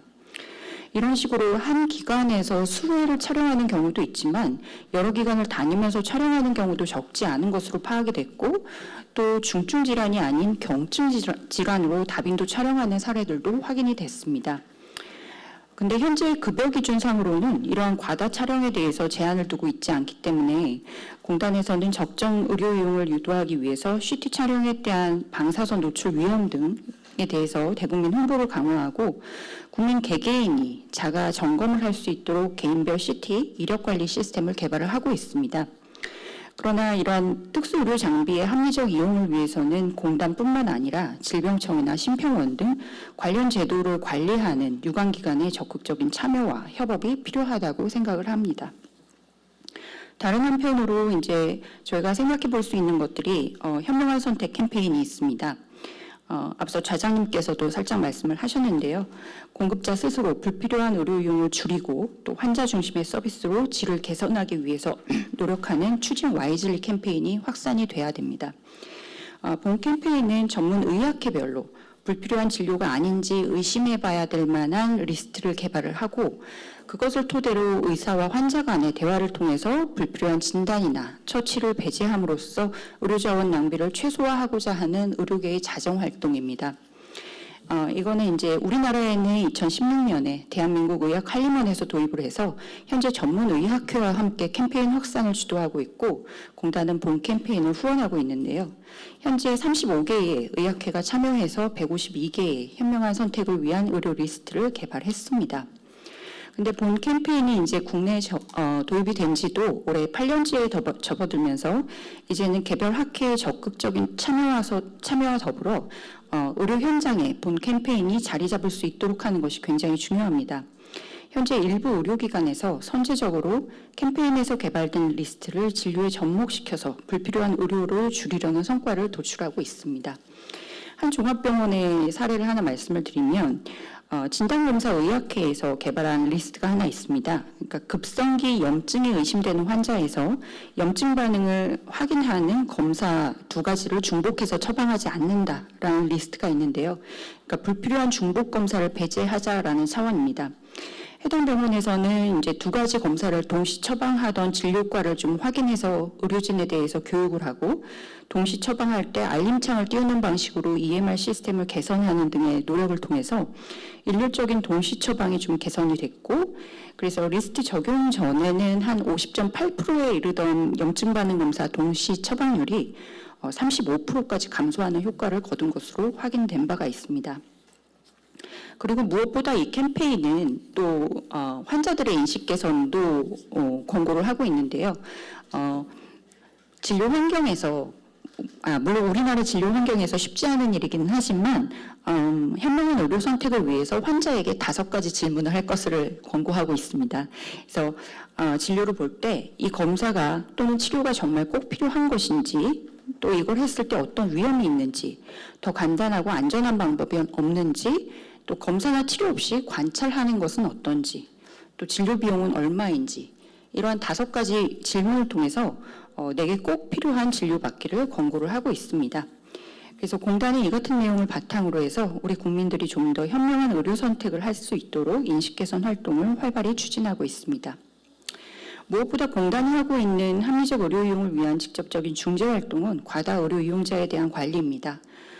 앞서서 이제 진단하신 바와 같이 우리나라는 과도한 의료 이용을 통제할 수 있는 제도적인 기전이 미흡하기 때문에 과다 의료 이용자가 꾸준히 발생하고 있습니다. 연간 365회 외래를 이용하시는 분들이 매년 2,500명 규모로 발생을 하고 있고, 한 해에 3,000회 이상을 이용하신 분도 계십니다. 대부분이 이제 근골격계 질환으로 통증 치료나 단순한 물리 치료 또는 진통제 투여 등을 받는 등 그렇게 과도하게까지 의료용이 필요한가라는 부분에 있어서는 공감하기 어려운 부분이 굉장히 많습니다. 그래서 올해 7월 1일부터 연간 외래 진료 365회 초과자에 대해서는 그 초과하는 진료에 대해서 본인 부담률을 90%로 상향하는 조치가 이루어졌는데요. 이 제도는 사실 본인 부담률이라는 장치를 통해서 과다 의료를 하는 행태를 개선하려는 목적이기 때문에 우리 공단은 최근 4년 동안 연간 외래 이용을 300회 이상 하신 분들, 또 매월 30회 이상 외래 이용하시는 분들을 대상으로 해서 개인의 의료 이용량과 또 높은 본인 부담률 적용 가능성에 대해서 매월 통보를 하고 있고, 또 상위 3%의 다빈도 이용자에 대해서는 맞춤형 건강 상담과 함께 스스로 좀 질환을 관리할 수 있는 정보를 제공을 하고 있습니다. 또 내년부터는 전 국민을 대상으로 해서 의료 이용과 의료비 내역에 대한 분기별 알림 서비스도 계획을 하고 있습니다. 그리고 이제 질환에 따라서 이렇게 분절적으로 쉽게 의료 이용을 함에 따른 부작용으로 나타날 수 있는 게 약물의 중복 투약이나 과다 복용도 있습니다. 질환이 생길 때마다 새로운 의료기관을 찾고 또 약을 먹고 생긴 부작용에 대해서 또 다른 약을 먹는 그런 연쇄 처방의 결과 우리나라 국민 중 10종 이상의 약을 정기적으로 복용하는 만성질환자가 23년 상반기 기준으로 129만 명에 이르고 있습니다. 2018년 한 연구 결과에 따르면 이렇게 약물을 많이 드시는 분들은 입원 위험이 18%, 또 사망 위험이 25% 증가하는 것으로 확인이 됐습니다. 그래서 우리 공단은 자체적으로 2018년부터 10종 이상의 다지약물을 복용하시는 분들을 대상으로 전문가가 약물을 점검하고 상담하고 또 처방 조정까지 연계해서 중복이나 과다 약물 복용하시는 것들을 올바로 약물 복용하실 수 있도록 유도하고 있는 다지약물 관리 사업을 하고 있는데요. 지역사회에서 이 다지약물 관리 서비스를 받으신 분들은 그렇지 않은 분들에 비해서 응급실 이용 횟수가 23% 감소했고, 병원에서 이 서비스를 받으신 분들은 재입원 위험이 21% 감소하는 등의 주목할 만한 성과가 있었습니다. 근데 다만 현재 이 다지약물 관리 서비스는 공단 자체 예산으로 수행을 하고 있어서 서비스 제공 범위에 한계가 있는 상황입니다. 그래서 의약사 간 협업이 용이하고 또 효과가 입증된 병원 다지약물 관리부터 건강보험 시범 사업으로 전환해서 확대할 필요가 있다라고 생각합니다. 앞서서 말씀드린 여러 가지 접근과 시도에도 불구하고 합리적인 의료 이용을 위해서 무엇보다 중요한 것은 현재 단계에서는 주치의제를 도입하는 것이라고 생각을 합니다. 국민 인식을 개선하고 정보를 제공하고 각종 관련 제도를 개선한다고 해도 결국 의료에 있어서는 국민이 정부의 비대칭성에 놓여 있기 때문에 약자일 수밖에 없고, 그렇다면 내 건강 상태를 잘 알고 꾸준하게 관리하면서 올바른 의료 이용을 유도해 줄 수 있는 주치의를 갖는 것이 중요하다고 생각합니다. 현재 장애인이나 아동치과 주치의제 같은 특정 대상자에 대해서는 일부 주치의제가 시범적으로 운영이 되고 있지만 전체 국민을 대상으로 한 주치의제가 시급하게 도입될 필요가 있다고 생각합니다. 물론 제도 도입 초기 단계에는 어떤 주치의제를 강제하기보다는 자율적으로 주치의를 선택해서 등록하는 국민에게 본인 부담률 경감 등의 혜택을 제공함으로써 제도를 좀 더 확산을 유도하는 게 필요하고, 무엇보다 또 환자가 주치의를 믿고 이용하도록 하기 위해서 1차 의료의 역량을 강화하는 것이 필요하다고 생각합니다. 그래서 공단에서는 현재 이 질병 단위별로 분절적이고 단편적인 서비스 중심의 1차 의료 한계를 극복하기 위해서 환자 등록제 기반으로 좀 모든 질환에 대해서 포괄적이고 지속적으로 또 지역사회 자원과의 조정성까지도 확보하는 그룹 개원 팀 기반의 1차 의료 모형을 개발하고 작년부터 시범 운영을 하고 있습니다. 그리고 이러한 형태의 진료가 가능하도록 하는 그 묶음 방식의 혼합형 지불제도도 설계를 하고 성과 기반의 지불도 검토하고 있습니다. 저출생과 초인구 감소, 또 저성장 기조, 또 의료비 지출이 많은 고령 인구의 증가 등은 건강보험을 둘러싼 환경은 굉장히 녹록하지가 않습니다.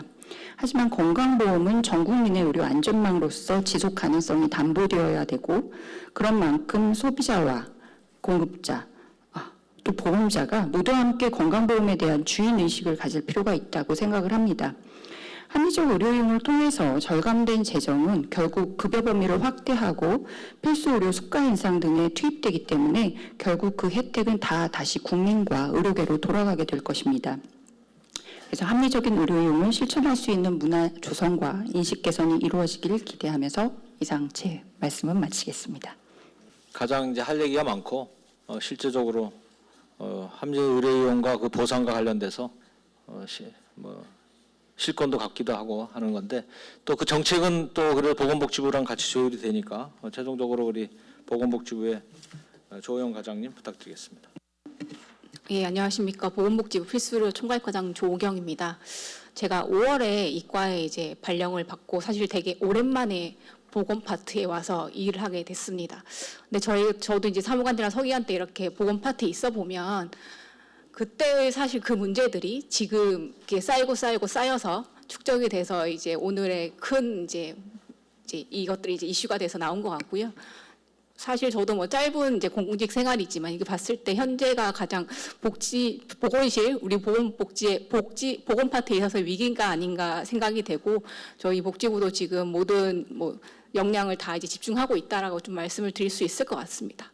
저희도 예전부터 계속적으로 행위별 수가제가 문제고 환산지수 결정을 한 것도 문제고 또 그간에 우리가 보장성을 확대를 해서 국민들의 의료비를 경감을 시키고 의료기관에 대한 접근성을 강화를 하고 그리고 기존에 예전 뭐 제가 복지부 오기 전부터 있었던 실손보험에 대한 논의에 있어서 복지부가 여러 차례 반대를 했지만 어쨌든 이게 도입이 됐고 예전에는 그게 실손보험의 영향이라는 게 굉장히 미미했지만 이게 1세대, 2세대 지나가면서 워낙에 가입하신 그 국민들이 뭐 전체 인구의 뭐 70% 이상 넘어가고 예전에는 청구를 아주 민감하게 했지만 이게 청구에 대한 그런 권리가 있다는 것을 알고 이것들 청구가 늘어나다 보니 비급여도 같이 늘어나고 이것들이 지금 예전부터 있던 문제들이 계속적으로 지금 일어나고 있다는 거에서 네, 저희도 되게 안타깝게 생각을 하고 신 교수님이나 뭐 지 교수님이나 뭐 다 말씀해 주셨던 그런 문제 의식 이런 것들 다 좀 정부가 다 깊이 공감을 하고요.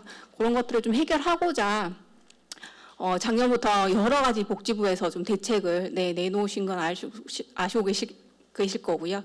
필수 의료 뭐 여러 가지 대책뿐 아니라 건강보험 5개년 기본계획도 함께 발표하면서 오늘 주제뿐 아니라 뭐 여러 가지 지역 의료 공백을 해소한다거나 뭐 필수 의료 공백을 해소하는 문제 여러 가지를 같이 담고 있다라고 생각을 하시면 될 것 같습니다. 사실 뭐 오늘 여러분 다 말씀해 주셨는데요. 그 말씀해 주셨던 부분을 제가 또 뭐 얘기하기보다는 현재가 가장 큰 위기지만 또 이게 하나의 또 기회가 돼서 이 보건의료에 좀 혁신을 갖고 올 수 있는 개혁을 갖고 올 수 있는 좋은 기회라고 좀 생각을 하고요. 4월 달부터 사회 각계각층들이 좀 함께 모여서 지금 의료개혁 특별위원회가 이제 여러 논의가 좀 이어지고 있습니다. 거기에서는 뭐 그런 그 의료 공급이나 이용 체계 개편 방안뿐 아니라 뭐 지불 개선 제도 체계 개선에 관한 논의도 함께 하고 있고 또 비급여나 실손에 대한 논의도 좀 함께 하고 있고요. 그간에 저희가 알고 있었지만 논의할 수 없었던 것들이 이번을 계기로 해서 많은 논의가 이어지고 또 그간에는 좀 단편적인 논의에 집중을 했다면 올해 이런 의료개혁 특위를 통해서 좀 중장기적인 내용들이 좀 같이 좀 고민되지 않을까 싶습니다. 신 박사님 얘기해 주셨던 이런 중장기적인 방안도 아마 그때 함께 좀 논의가 되고 고민이 되면 좋겠다는 생각을 하고 저희 짧은 식견으로 뭐 이거에 대한 이제 내기를 하는 것은 좀 적절하지 않은 것 같고요. 예, 그간에 이제 현재에 있는 이런 여러 가지 문제점들이 좀 어느 정도 좀 선결적으로 해결이 되어야 이런 것들을 중장기적으로 좀 갈 수 있다는 거에 대해서는 공감을 하고 거기에 대해서 좀 사회적으로 좀 합의도 필요할 것이다라는 좀 말씀을 드려봅니다. 보건의료의 위기라서 굉장히 마음 아프고 국민들 다 모두 관심을 갖고 있는 시기였지만 이 시기를 좀 잘 이겨내고 새롭게 좀 도약할 수 있는 기회로 좀 삼아서 열심히 또 하도록 하겠습니다. 감사합니다. 토론자들의 그 토론 내용은 대체로 다 들어봤습니다. 혹시 뭐 플로라든지 네, 안녕하세요. 저 쿠킹뉴스 신대영 기자입니다. 지금 정부가 혼합진료를 관리하기 위해서 좀 개편 방안을 좀 짜고 있는 걸로 알고 있는데, 무엇을 비급여로, 그러니까 항목들을 좀 분류하는 게 좀 중요할 것 같아요. 근데 이를 위해서 지금 건보공단이 어떤 준비를 좀 하고 있는지가 좀 궁금합니다. 네, 그 혼합 진료 금지가 제가 아마 2월에 발표했던 그 정책 그 필수 의료 패키지 안에 넣어 있던 과제인데요. 거기 안에 굉장히 이제 단편적인 과제들, 단기적인 과제도 있고 중장기적으로 갖고 갈 과제들도 이렇게 모두 다 이제 포괄적으로 좀 담았었는데 거기에 보면 여러 가지 대책들 중에서는 일부는 뭐 특위 이렇게 조금 써 있는 과제들이 있습니다.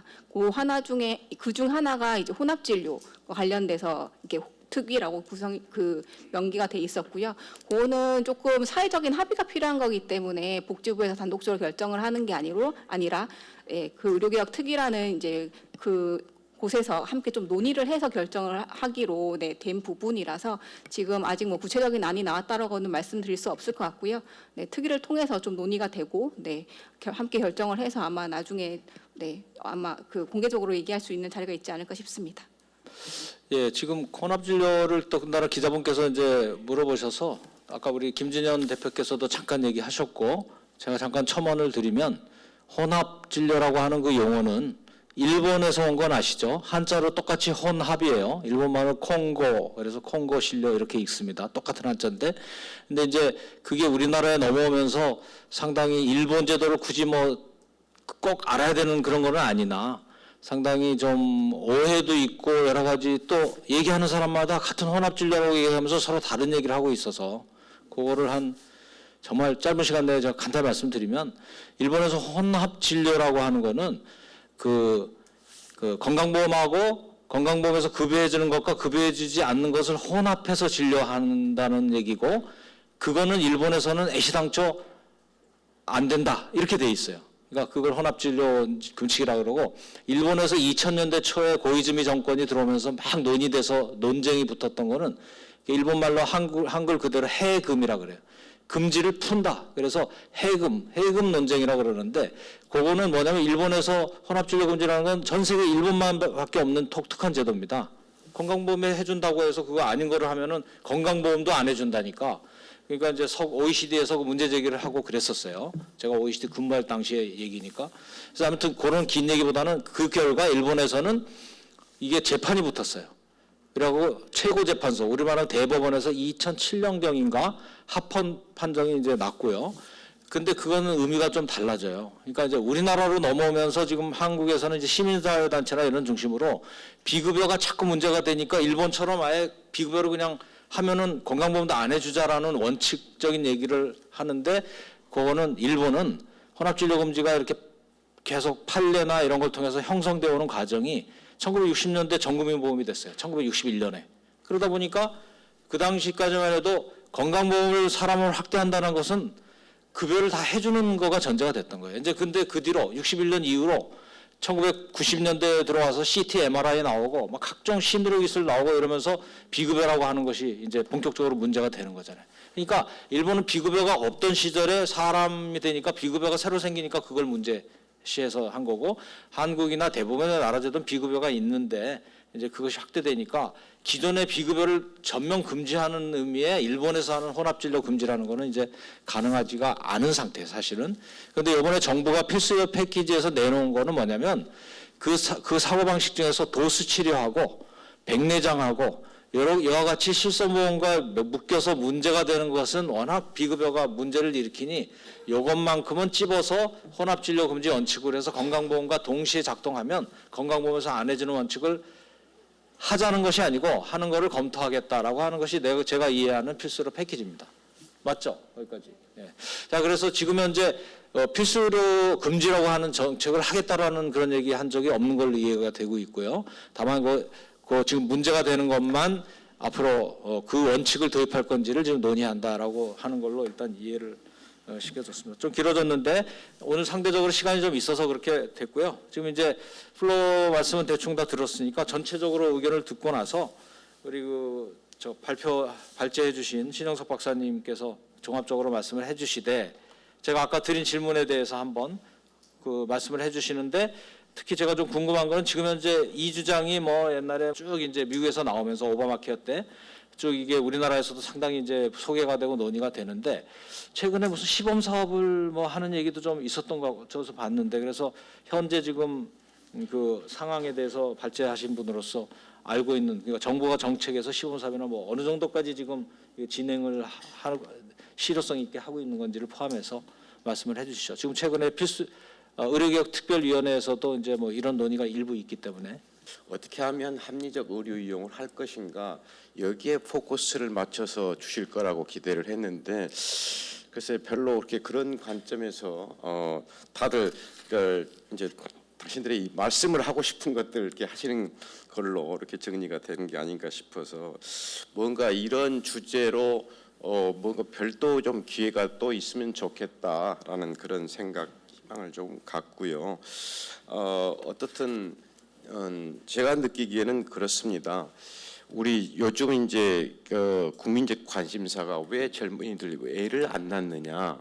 근데 이게 말이 나온 거는 2000년 되기 전부터 우리 저출산 이렇게 가면 미래에 이러이러한 위기가 올 것 같아. 근데 말로 위기를 떠들었을 뿐이지 정부도 어느 누구도 나서가지고 직접적으로 어떤 정책을 조금 하고 굉장히 위기감은 고조가 되는데 현실적으로 개선될 조짐 안 보이고 이게 지난 20여 년의 역사였던 것 같아요. 비로소 이번 정부가 들어와서 뭐 정부를 신설을 하느니 뭐 여러 가지 또 뭐 이야기가 나오고 있는데 제가 보기에는 우리 건강보험의 지속 가능성 이익이 나온 적이 꽤 됐습니다. 근데 행인지 불행인지 문케어 이익가 종료되면 10조 남을 거라고 그랬는데 훨씬 지금 많이 남아 있어요. 이유는 우리 이제 행인지 불행인지 다 아시다시피 코로나가 와가지고 예상보다 훨씬 의료 역량이 줄어들었고 그래서 많이 지금 돈이 남아 있는 상태. 그런데다 또 재정적인 측면에서 보면 금년도 의료 위기 또 재정이 플러스가 되고 있습니다. 어떻든 지금 이용하는 측면에서 어려움이 자꾸 따르다 보니 이용이 훨씬 줄고 있고 돈은 세이브가 되고 있고 그러니까 그런 재정적인 측면에서 이제 자꾸 우리가 원래 예측했던 것보다 위기감이 훨씬 뒤로 늦춰지는 이런 상황인 것이죠. 그러니까 말로만 해서 별로 안 올 것 같은 느낌이 들지만 이제 특별히 뭔가 산업적으로 우리가 혁명 자꾸 이제 제4차 산업혁명이 어떻다 이야기를 하는데 정말로 그런 생산성의 획기적인 변화가 오지 않는 한 위기는 분명히 현실화될 수밖에 없는 우리 미래 그러니까 현재 우리 자식 세대들이 주도적으로 생산 활동을 했었을 때의 부담은 상상할 수 없는 수준입니다. 지금도 다들 허덕허덕하는 이런 상황인데 2배, 3배 이상 부담해야 되는 그런 시대 이거 과연 감당할 수 있을까? 근데 말로는 위기라고 하지만 이걸 어떻게 통제를 하지? 어느 정부도 나서서 국민한테 이용 앞으로 이렇게 지금 어렵게 시스템 다시 전환합니다. 어느 누구도 말하기 어렵습니다. 그나마 제가 보기에는 여기에 이제 종사하는 사람들이 뭐 이럴 것 같아. 그러니 좀 어떻게 좀 해봐야 되지 않겠어? 이게 조금 단계적으로 여물어야 제가 지금 여기에 나와 있는 여기 통합 연계 의료 제가 이 버전의 발표가 6개가 있습니다. 요거 제 1차 가장 프리미티브한 버전을 다시 갖고 왔습니다. 이유는 이제 그동안 처음에 이렇게 제가 최초로 보건행정학회에서 이 내용을 발표를 했고 그 이후로 2년 연속 본 세션에서 정기용 교수님이 나서서 하셨고 이런 과정을 거쳤는데 제가 보기에 이 주장 처음으로 했을 때 열의 9인 반대를 했습니다. 이것 때문에 안 되고 저것 때문에 안 되고 뭐 때문에 안 되고 지금 현재 10여 년이 경과한 현재 상태에서 보니까 제가 보기엔 이제 6명은 이 개념에 동의를 해요. 4분은 아직까지 반대하고 있습니다.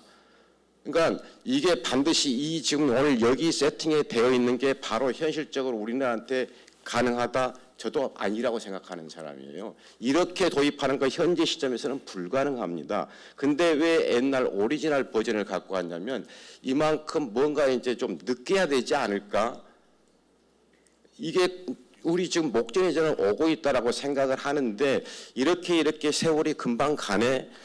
이제 곧 이렇게 위기가 올 텐데 국민의 의료 이용을 누가 나서 가지고 어떤 정치인이 나서 가지고 그러니까 한 번도 경험보지 않았기 때문에 우리가 갈 수 없다.